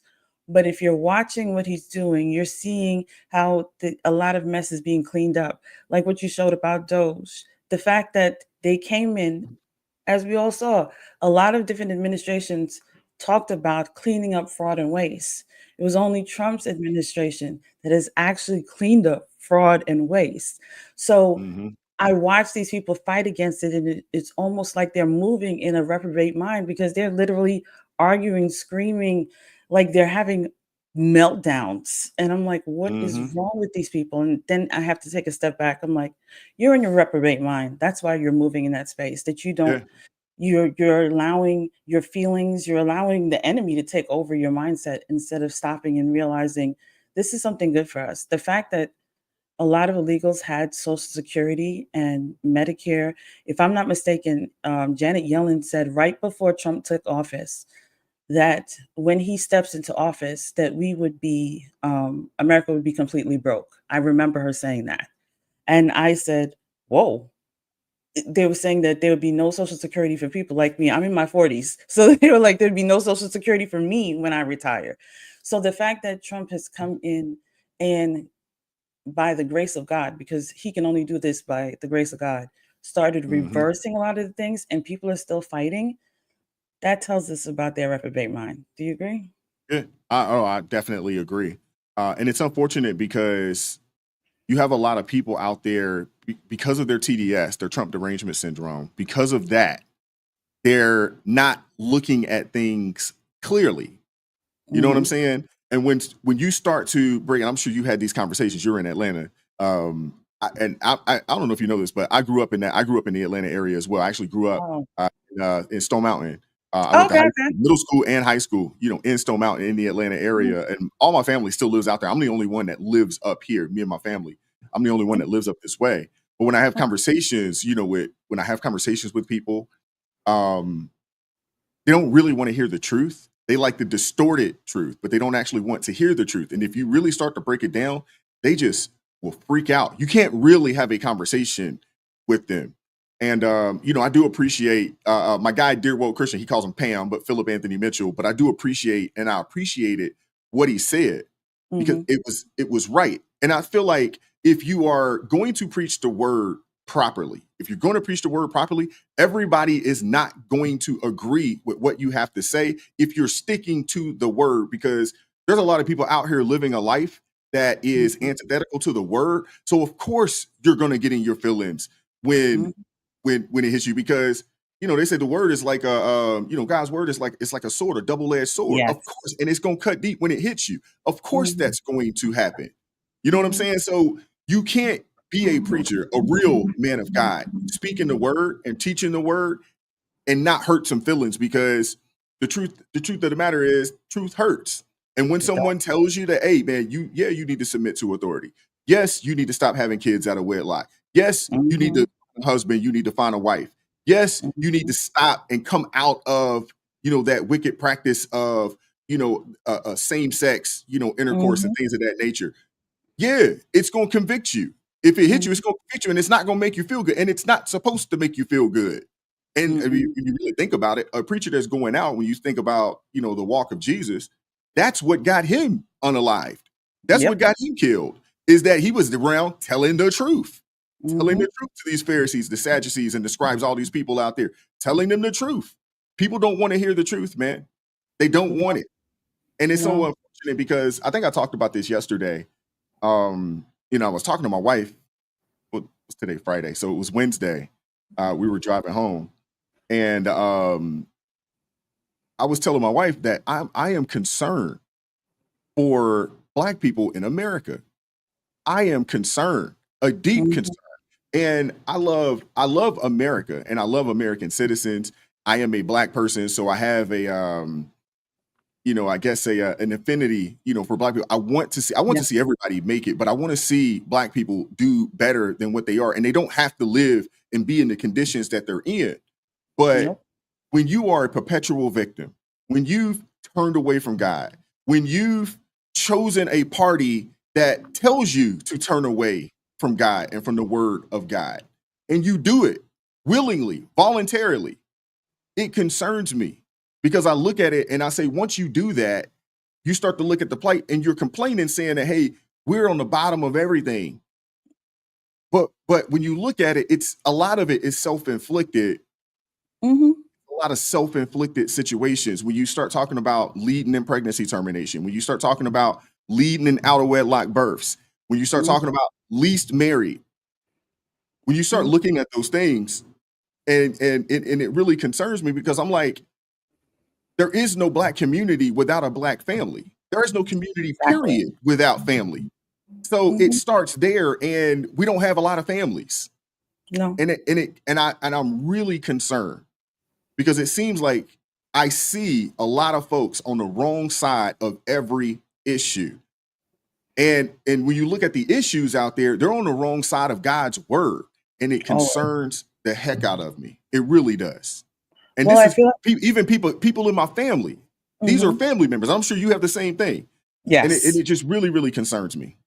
Well, I almost feel like it's a psyop, and I hate to say it like that in the Black community, but it's true, because I had a woman the other day. I put up a video on TikTok about President Trump, and she was like, "Oh, you're part of the 8% mammies that are out there," and I pointed out to her that, what's so crazy. She's like, "Because Trump is trying to erase Black people and trying to erase Black culture," and I said, "I don't understand why you don't understand that a lot of the people that are doing the most harm to the Black community are its Black leaders.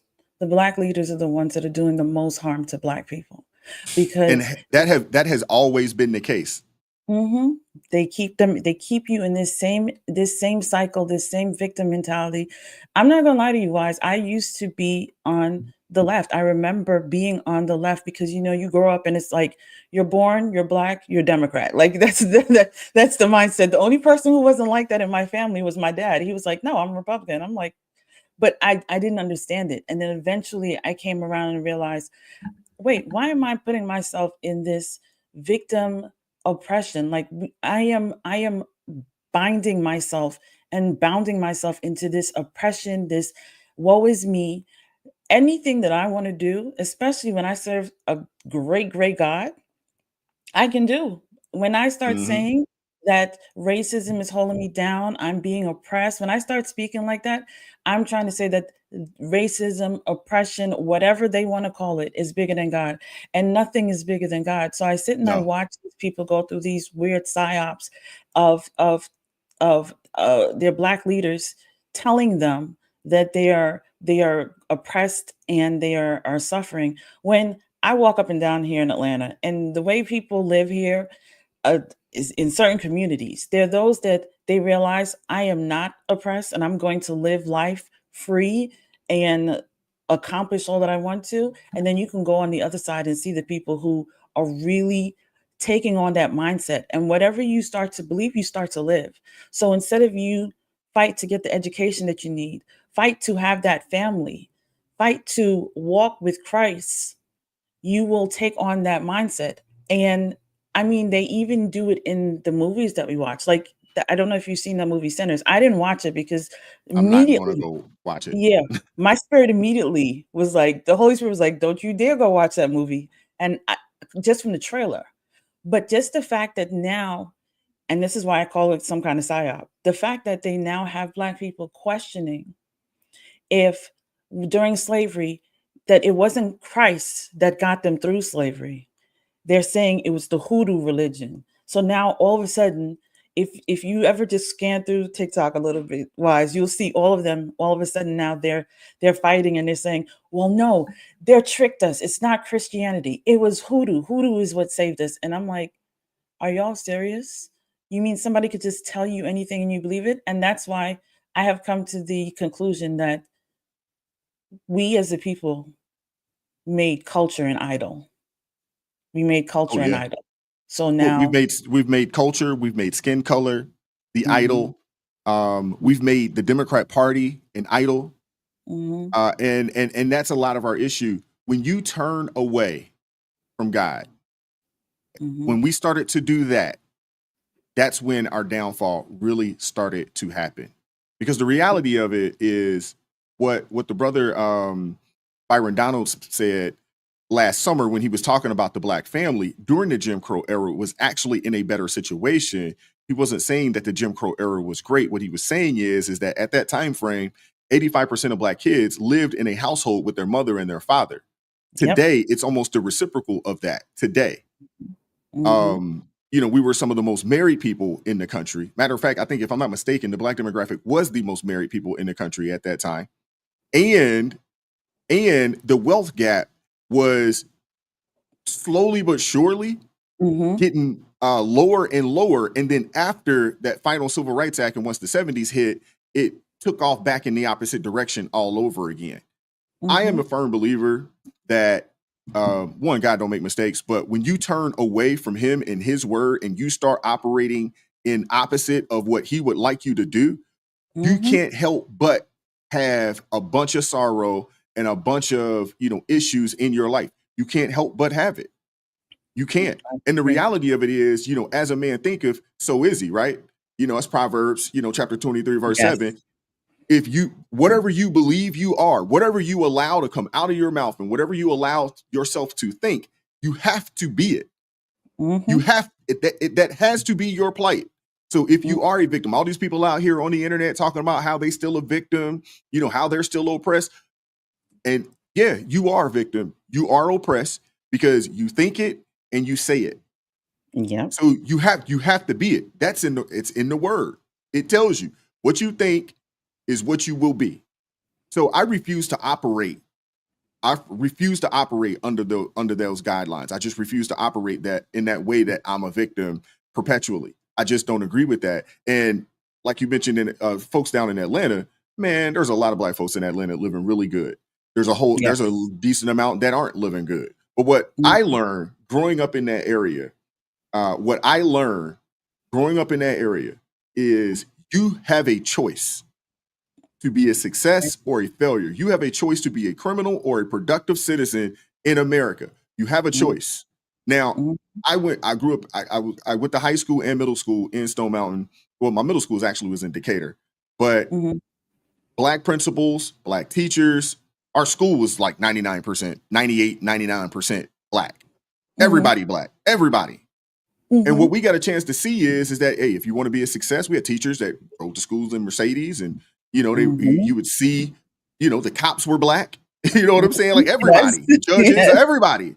The people, you get yourself in trouble, the prosecutor's Black, but your public defender or whoever it is that you got represent you is Black. And it's probably somewhat of an anomaly in America because most places aren't like that. Although in DC it is like that. DC Peachy County is definitely like that. Baltimore County is, or Baltimore City is like that for sure. But Okay. you get a choice. And I learned that. And there was a time that I was thugging and bugging. And I was out there, trying to be something that I know I'm not. And I thank the Lord I thank him all the time, man, for keeping me when I wasn't keeping myself, because I wasn't living right. I knew I wasn't living right, but I come from good parents and praying parents and people that I know were keeping me covered in prayer, even when I wasn't trying to hear none of what they was talking about. Yep. But what I did find out is that when I started making some changes in my life, good things started to happen to me and for me. Yep. And it's really unfortunate because what I see online, even when I go home and I've had conversations with people, and it's just like, come on, man. Now I've talked to some pretty wealthy Black folks, that are doing well, and they'll tell you that they're oppressed. And I'm like, man, y'all are like top 2-3%ers. Like, how are you oppressed? You know what I'm saying? Y'all got a household income of $200,000, $300,000, like living really good. And you see some of these houses these people are living in. Yes. They ain't living in no shacks. These are some nice brick, four brick all the way around. Like, y'all living good, and you're a victim. I just don't understand it. I can't fathom that. I can't wrap my brain around that. And that's my concern, because you had mentioned something earlier about the hoodoo and all this other type of stuff, and how you're starting to see more people with these septum nose rings, which I cannot stand.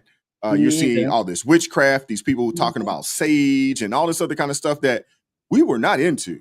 Nope. We were not never. into any of that stuff. And all of a sudden it's kind of reared, its ugly head, probably within the past maybe 2-3 years or so, maybe 5 years or so.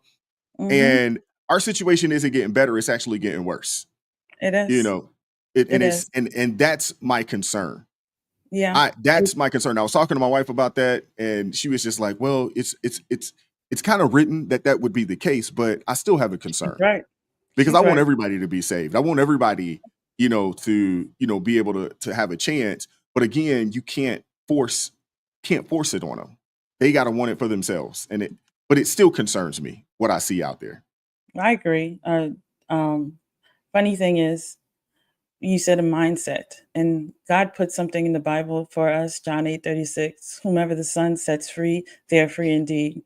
And I think if people actually hold on to that verse and really understand that verse, they wouldn't walk around with that mindset of oppression and the victim mentality. They'll know that they can do all things through Christ. The funny thing when you just mentioned about wealthy people complaining, I have caught snippets of Michelle Obama's podcast, and the amount of complaining and victimhood that I've been hearing, and I'm like, are you serious? Are you serious? Like, you can't be serious. Everything that you have acquired, you went in at a certain net worth and you came out significantly more than what you went in the White House with, but you're complaining. And this is what I'm talking about with the leadership that you have within the Black community that continue to make you feel like there's no hope. You look at the level that they are and they feel no hope. They've convinced a lot of people like that. But like you, I got worried, and that's why I meant to tell you this in the comments. I left my job on the 30th, and I just said I was going to start making my business to spread God's word through whatever format possible, because I'm like you. Thank you. I'm like you. I want to get people to really understand that there's a line that was in one of Lauryn Hill's songs that says, it all could be so simple, but we'd rather make it hard. And that's very true, because it's very simple. If we follow God's word, he gave us the blueprint. He gave us the guide. All we have to do is follow his word. And take this from somebody who, I was like you, except I grew up in New York. So I went from, you went south, north, I went north, south, right? So I grew up in New York, and I grew up with a grandfather who was an elder of a church. So if anybody understands, an elder is almost like you growing up as a PK, right? You grow up with this. Oh yeah, absolutely. Yeah. It's structured. And I ran so far, but then I was the prodigal daughter that came home. I came home, I came back to the Lord, I got my life in order, and I realized all of the pitfalls, all the trials, all the tribulations, everything I put myself through, it's because I decided I was going to run and I didn't want to follow his word. But now that I understand that, instead of my mom always used to say, it's better to learn lessons from people versus going through it yourself. And I was the girl that says, I'll figure it out on my own. But now I want to help people so they don't have to go through the pitfalls. I want them to be able to learn from the mistakes that I made. So even having these type of conversations, letting them know you are not oppressed, you are free. Stop picking up these weird religions that people are just sparking out of nowhere and telling you this is how it's supposed to go. If you lean into God, if you turn from your wicked ways, if you repent, and if you seek his face, your life will be so much better. There will be storms. There will be storms, but the beautiful thing is God said that he will be with you through the storms and get you through the storms. So I think that's important for people to know. Outstanding. I appreciate that. Thank you for pulling up today, man. I definitely do. Shoot me an email. My email is in there. It's admin_wise@proton.me, but it is in the description box. Shoot me an email. Next time I do a panel or something, hey, whatever I can do to help you, grow your channel and do what you do, I want to help you. Anybody if you've watched my channel for a little bit, you've seen that I had, Marcelo, guys that want to, spread the word of God. My guy, Minister Denzel, who's a good dude. He is solid. So I try to have people on, that, we're talking politics and we're talking about what's going on in the world. But, we always try to bring it back to, the Bible and bring it back to the word of God. Ultimately, I want to keep people informed on what's going on, but also want to show you where this is also written. It's also there.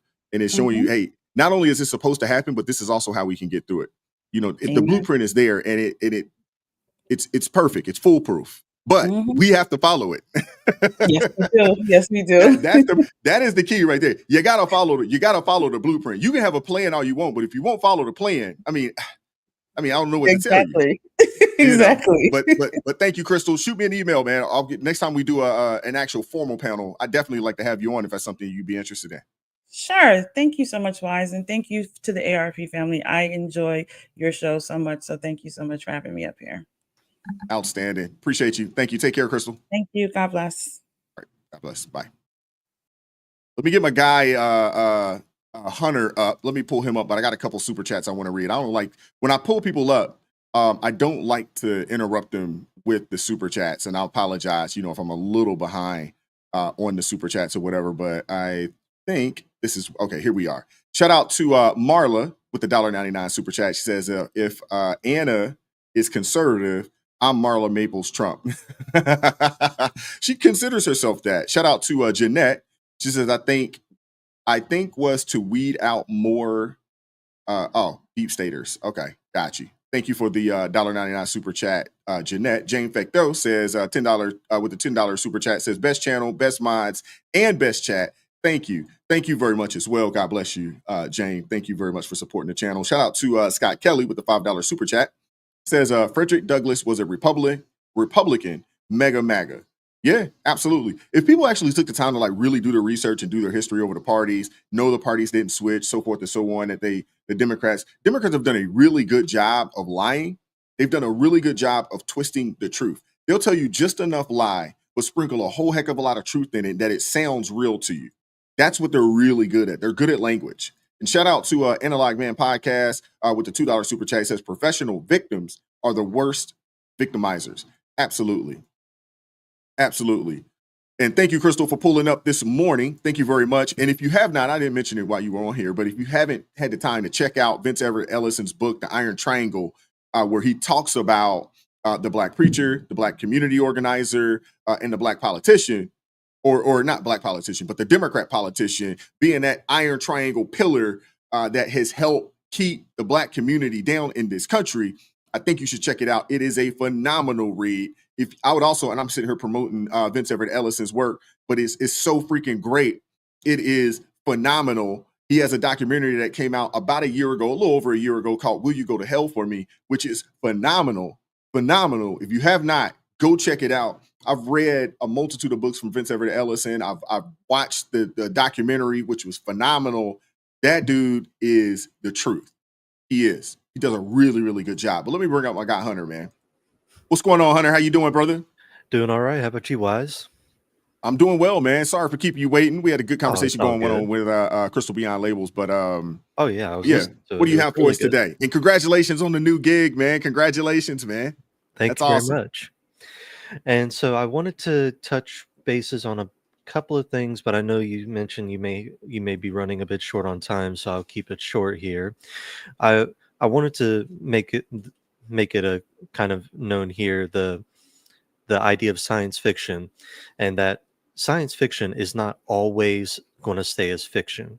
Because I mean, we have like the advancement of technology, robotics, and everything like that, and artificial intelligence and stuff like that. So it is a lot of things that are happening in like science fiction and stuff like that could very easily be our future here in just a very short bit.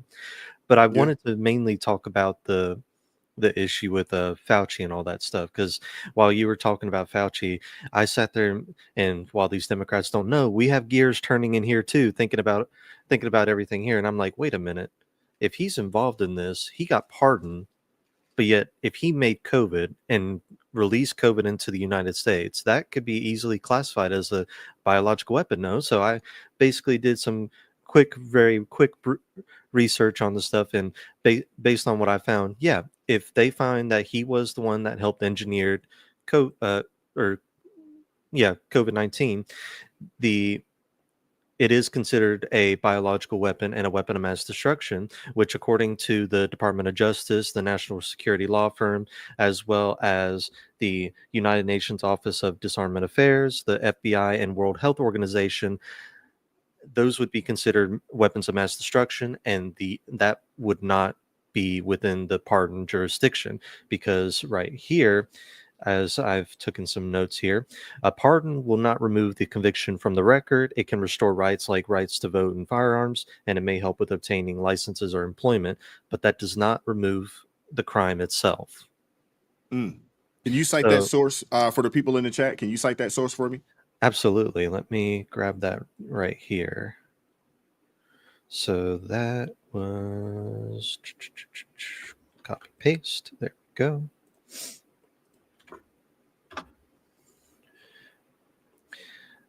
And as mentioned with science fiction, AI was so helpful with with summarizing everything here, because I tried to do it as fast as possible with as little time as I had. So, and because I know when I made that donation, you were getting ready to move on to the next topic, so I didn't want to sit there and keep on beating a dead horse with it. But yeah, I was sitting there thinking I would be really interested in seeing how Tulsi does go, or what she uncovers on this, and I hope that both her, Pam Bondi, and Trump all get together and be like, all right, we need to put some boundaries here. We need to make our point that this is not okay. A pardon power will not make it okay for someone to basically make a bioweapon within the United States and use it to kill, which I also did pull up the CDC data tracker as to the deaths. 1.2 million deaths under COVID. Now, that's of course skepticism, because what I've heard from COVID is that some people can just simply during that time say, if you want to write down that they were cause of death by COVID, you get some sort of subsidy, or they were getting subsidized money upwards of like $20,000 per person or something like that. It was crazy. Yeah, or maybe more. While that number may not be 100% accurate, it still would be just alarming to think about the number of that being true. The fact that those are Americans that are dying because of both Fauci, the Democrats, and what China had made. And like you had mentioned earlier, who's to say that China is not taking notes and thinking, well, dang, we got to make something better. We got to make something stronger. And it's or like Russia or anybody else for that matter. And we even have history to sit there and prove it, because we had the Nazi Germany. They were making bioweapons and weapons of mass destruction during World War II. They have documents that were saved from being destroyed by the Germans. They had all those different experiments going on with both Russian soldiers, Jews, and all that stuff. Even Russia itself had experiments on Nazi soldiers that were prisoners of war. It it's some nasty stuff. And yeah, that is Oh yeah. that is not something that we should take lightly, and we should not just let him get away with it. Oh, And you get no argument from me, no pushback from me on that. And if he is guilty, I don't even want the death penalty for him. I want them to send him to CCOT out there in El Salvador. Send his behind to CCOT. It would be doing him a favor for him to get the death penalty. No, send him to CCOT. And the one other thing I wanted to touch on, I was a bit interested because I'm not a huge, I don't know much about Mike Waltz in regards to that whole Signal stuff. I'm just annoyed that they keep on bringing up Signal, to be fair. But given that he is a individual who was appointed by Trump, and I'm not sure if it's just human error or anything like that, or if it was deliberate. If it was deliberate, I'm honestly curious if they wanted to appoint Mike as a potential martyr for this to have to make way for something big for them to uncover. It wouldn't surprise me. I mean, he was really quick to fall on the sword. So not only was he quick to fall on the sword, but they just moved him to another role within the administration, a lesser role, but still to another role. So yeah, I think your speculation, you may be onto something there. And it would not surprise me one bit if that's the case. But I also think that with President Trump being an outsider, it's hard to get everybody inside of your camp, your administration, to be 100% lockstep with you. That was the issue the first time around. He didn't know who he could trust and who he couldn't trust. You know what I'm saying? And when you're in that world and being an outsider in Washington, it's got to be a challenge. It's got to be a challenge. And then I sat there and thought, like, well, and is he just one of them really good actors, like the one that Anna Navarro in CNN is trying to be, where she says she's Republican, but she screams and oozes nothing but Democrat spews and talking points? I'm sitting here thinking, well, I can sit there and say that's not out of the realm of possibility. His track record just doesn't seem to point that, in my opinion, from what I researched. What you gathered, yeah. I mean, I'm glad that Tulsi's taking this and she's willing to get out there and actually do the research and put the money behind doing the research and doing the investigation. I don't want to jump to a whole lot of conclusions, but I want to sit back and wait and see what they uncover. Now, again, that's probably going to be 6 months down the line before we hear anything. It may be 6 months, maybe even longer. When you're doing these types of investigations. And what we do also know is that a lot of these folks are good at, getting rid of, destroying evidence and so forth and so on. So, I mean, I'm glad that it's happening. Do I think anything will come from it? Honestly, I don't. I think she'll be stonewalled, and because it wouldn't be just Fauci. He wouldn't be the only one. It'd be a whole lot of heads rolling, especially over from NIH. It'd be a whole lot of heads rolling. And I just don't think that they're in the business of prosecuting each other. I just don't. And then we also have even the possibility of if they do finally uncover that it was something that Fauci had right off on, and it was something that they were constructing, and it's like, okay, so now we have to even question the validity of any of the Biden pardons at that point to the maximum, because it's like, okay, so he tried to cover this up. What else was he covering up? I mean, we already know he was covering stuff up, but now but because of the Democrats, we are getting very restricted on the information. But now it's like, once we find something out here with Fauci, we can crack so many can of worms. Oh, I agree. So I'm glad that it's happening. I'm glad that the investigations are happening. Somebody said that a hit dog will holler in the chat. And that is the truth. Because if you don't have anything to hide, you wouldn't be concerned with this. But and you wouldn't be concerned with anything that DOGE is doing or any of these investigations that they want to implement. But when you start coming out, against it, and what's really crazy is that you have legacy media. This is supposed to be their job. They're supposed to be the ones also helping to investigate things because that's their job, and they're choosing not to do so. And that concerns me as well, because when you start coming out, against it, and what's really crazy is that you have legacy media. This is supposed to be their job. They're supposed to be the ones also helping to investigate things because that's their job, and they're choosing not to do so. And that concerns me as well, because when you start coming out, against it, and what's really crazy is that you have legacy media. This is supposed to be their job. They're supposed to be the ones also helping to investigate things because that's their job, we don't have a media that's out there to be transparent and tell us the truth. We have a media that's biased towards the Democrat Party and biased towards making their side always look good, and our side or the other side always look bad. And that's just not the way that things should be. At least in, one of the greatest nations in the world, one of the wealthiest nations in the world, one of the most civilized nations in the world. That shouldn't be the case. It shouldn't be, but it is. But I'll give you the last word. Dang, now I'm on the spot here.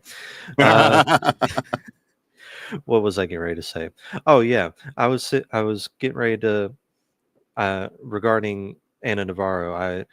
When you brought up about the Shermichael and Scott Jennings absolutely demolishing her, I had to sit here and pull up my old my comment from that previous video the other day, and it just fascinated me how quick it's like anything Shermichael just said went one ear out the other for her. She didn't grasp any of it because did I even have his timestamp on it? I didn't, but people can go and watch it on their free time. It was they were complaining about Jose Abreu Garcia about his due process, when Shermichael even quoted saying that the judge had given him due process in 2019, and then they sit there and turn around, but no, he hasn't had due process. And I'm saying, like, did you not just hear him? A judge just gave him, and I'm like, this is I'm surprised I'm just still wondering how on earth they're still in business. But yeah, it just goes to show that you can't trust the mainstream media as much as we would like to. They have their own agendas to play. That's why it's always good to try to get multiple different opinions, multiple different sources, and draw your own conclusions from that.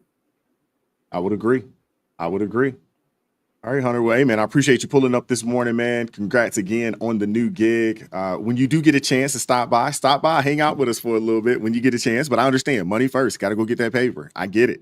But thank you for pulling up, man. God bless you, brother. Enjoy the weekend, man. Thank you. Enjoy your weekend too. God bless. Thanks, man. Take care. All righty, man. Shout out to Hunter pulling up this morning, man. If you haven't done so already, make sure you hit that like button. I'm not sure exactly how many likes we have right now, but make sure you hit that like button, man. And Patricia, thank you very much for supporting the channel.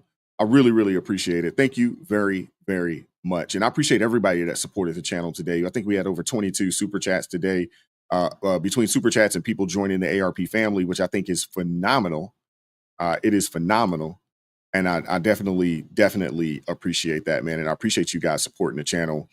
As always, man, like I say, if you haven't done so already, make sure you hit that like button. But keep God first, man. We live in a fallen world, right? We know that the world is falling. And I want to just tell you guys, man, just keep God first, man. Stay strong in the Lord.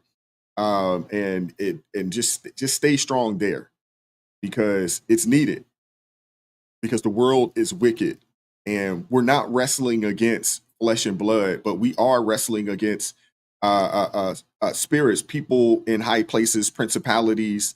We are wrestling against people that do not see the world the way that we see the world. And you need to understand what you are up against when you step out here and you go to work, or you go to a store, or you go out there, or even for that matter, when you send your kids to school. You got to understand that what you're wrestling against, it's not flesh and blood, man. We're wrestling against some spiritual wickedness in high places. And we're getting a chance to see that, play itself out in real time, right in our faces. And, it's our job to not only stand up to it, but also be willing to do something about it, and be willing to speak on it and share the information. And, it's just extremely important. And I appreciate you guys, for rocking with me and supporting me and supporting this channel, because I think this information, it's needed.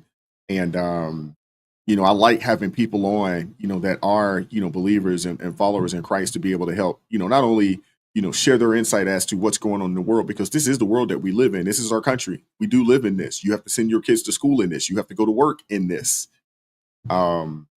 So it's extremely important that people know that, but we're also, fighting against it. But I appreciate the Blues pulling up this morning, keeping things civil in the chat. Shout out to B, Coaster. I don't know if I saw Brett Montgomery, but Zephyr K9, Renee Suzanne in the chat this morning. Shout out to you all. Thank you very much. Shout out to the people that pulled up. Crystal Beyond Belief. I want to make sure I got that right. Yeah, Crystal Beyond Labels. Sorry about that. But Crystal Beyond Labels, my guy Hunter, shout out to him for pulling up this morning as well. Keep God first. Stay prayed up. Hold up. Before we go. What's up, Marjorie? How you doing this morning, sister? God bless you. Appreciate you pulling up. I was getting ready to get out of here, but when I see you, I'm not. But go for it. What do you have for us? I was like, I know he about to leave. I just want to say real fast. I know everybody is dogging out the Sinners movie, telling Christians don't see it. I saw it, so y'all don't have to. And everything y'all talked about today, that's what it reveals. It reveals that hoodoo did not work for Black folks. It shows it, but that's not what saved them. At the end of the whole thing, the young man has to go back to church.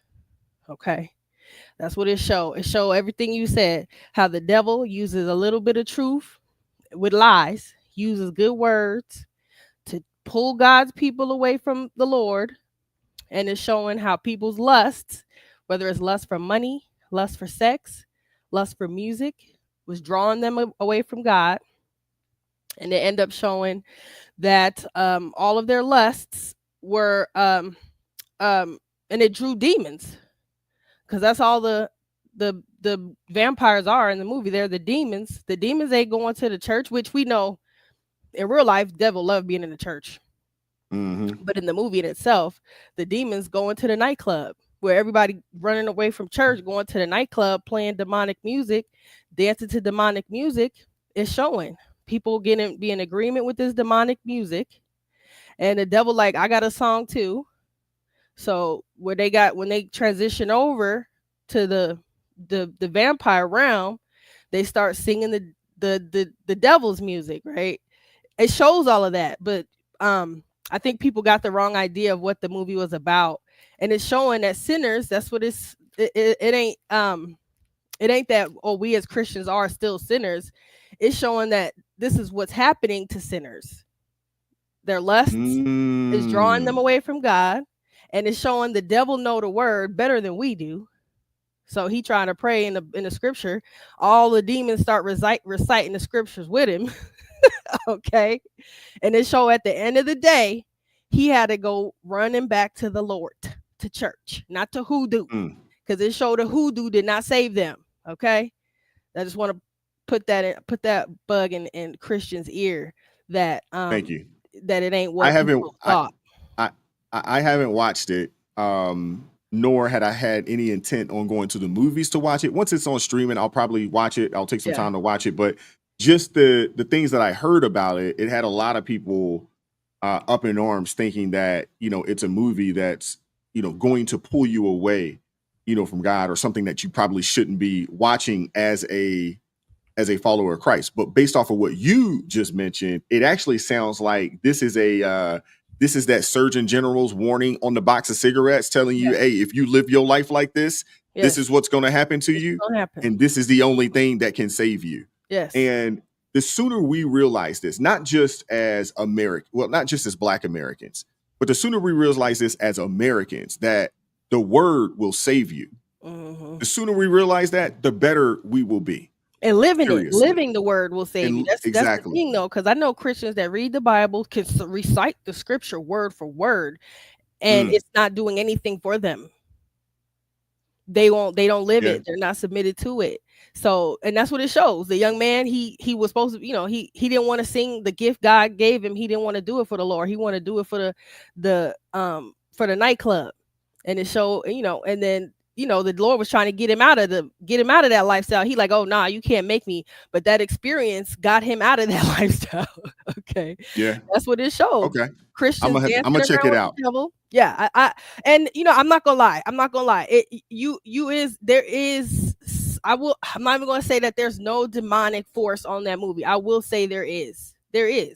You are gonna struggle after that. But that's what prayer and the word is for.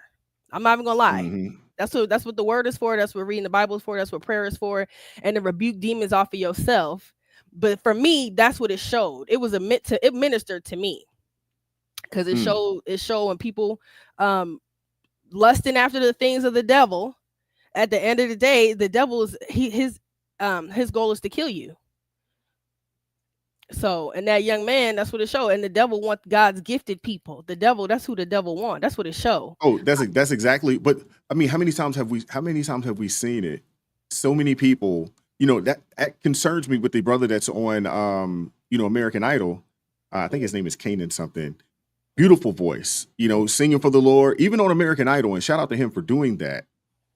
But I hope he doesn't win. And I don't say that to, because I want to wish bad on him. Sure. I just don't want him to have to sign that contract. And I don't want him to have to bend the knee to these people. Yeah. You got a platform big enough that you don't need to sign with them. And you can go do what you want to do, which is, singing and praising the Lord. And we know what happens. How many singers have we saw or have we had a chance to witness, that they started out singing for the Lord and then they just went completely left.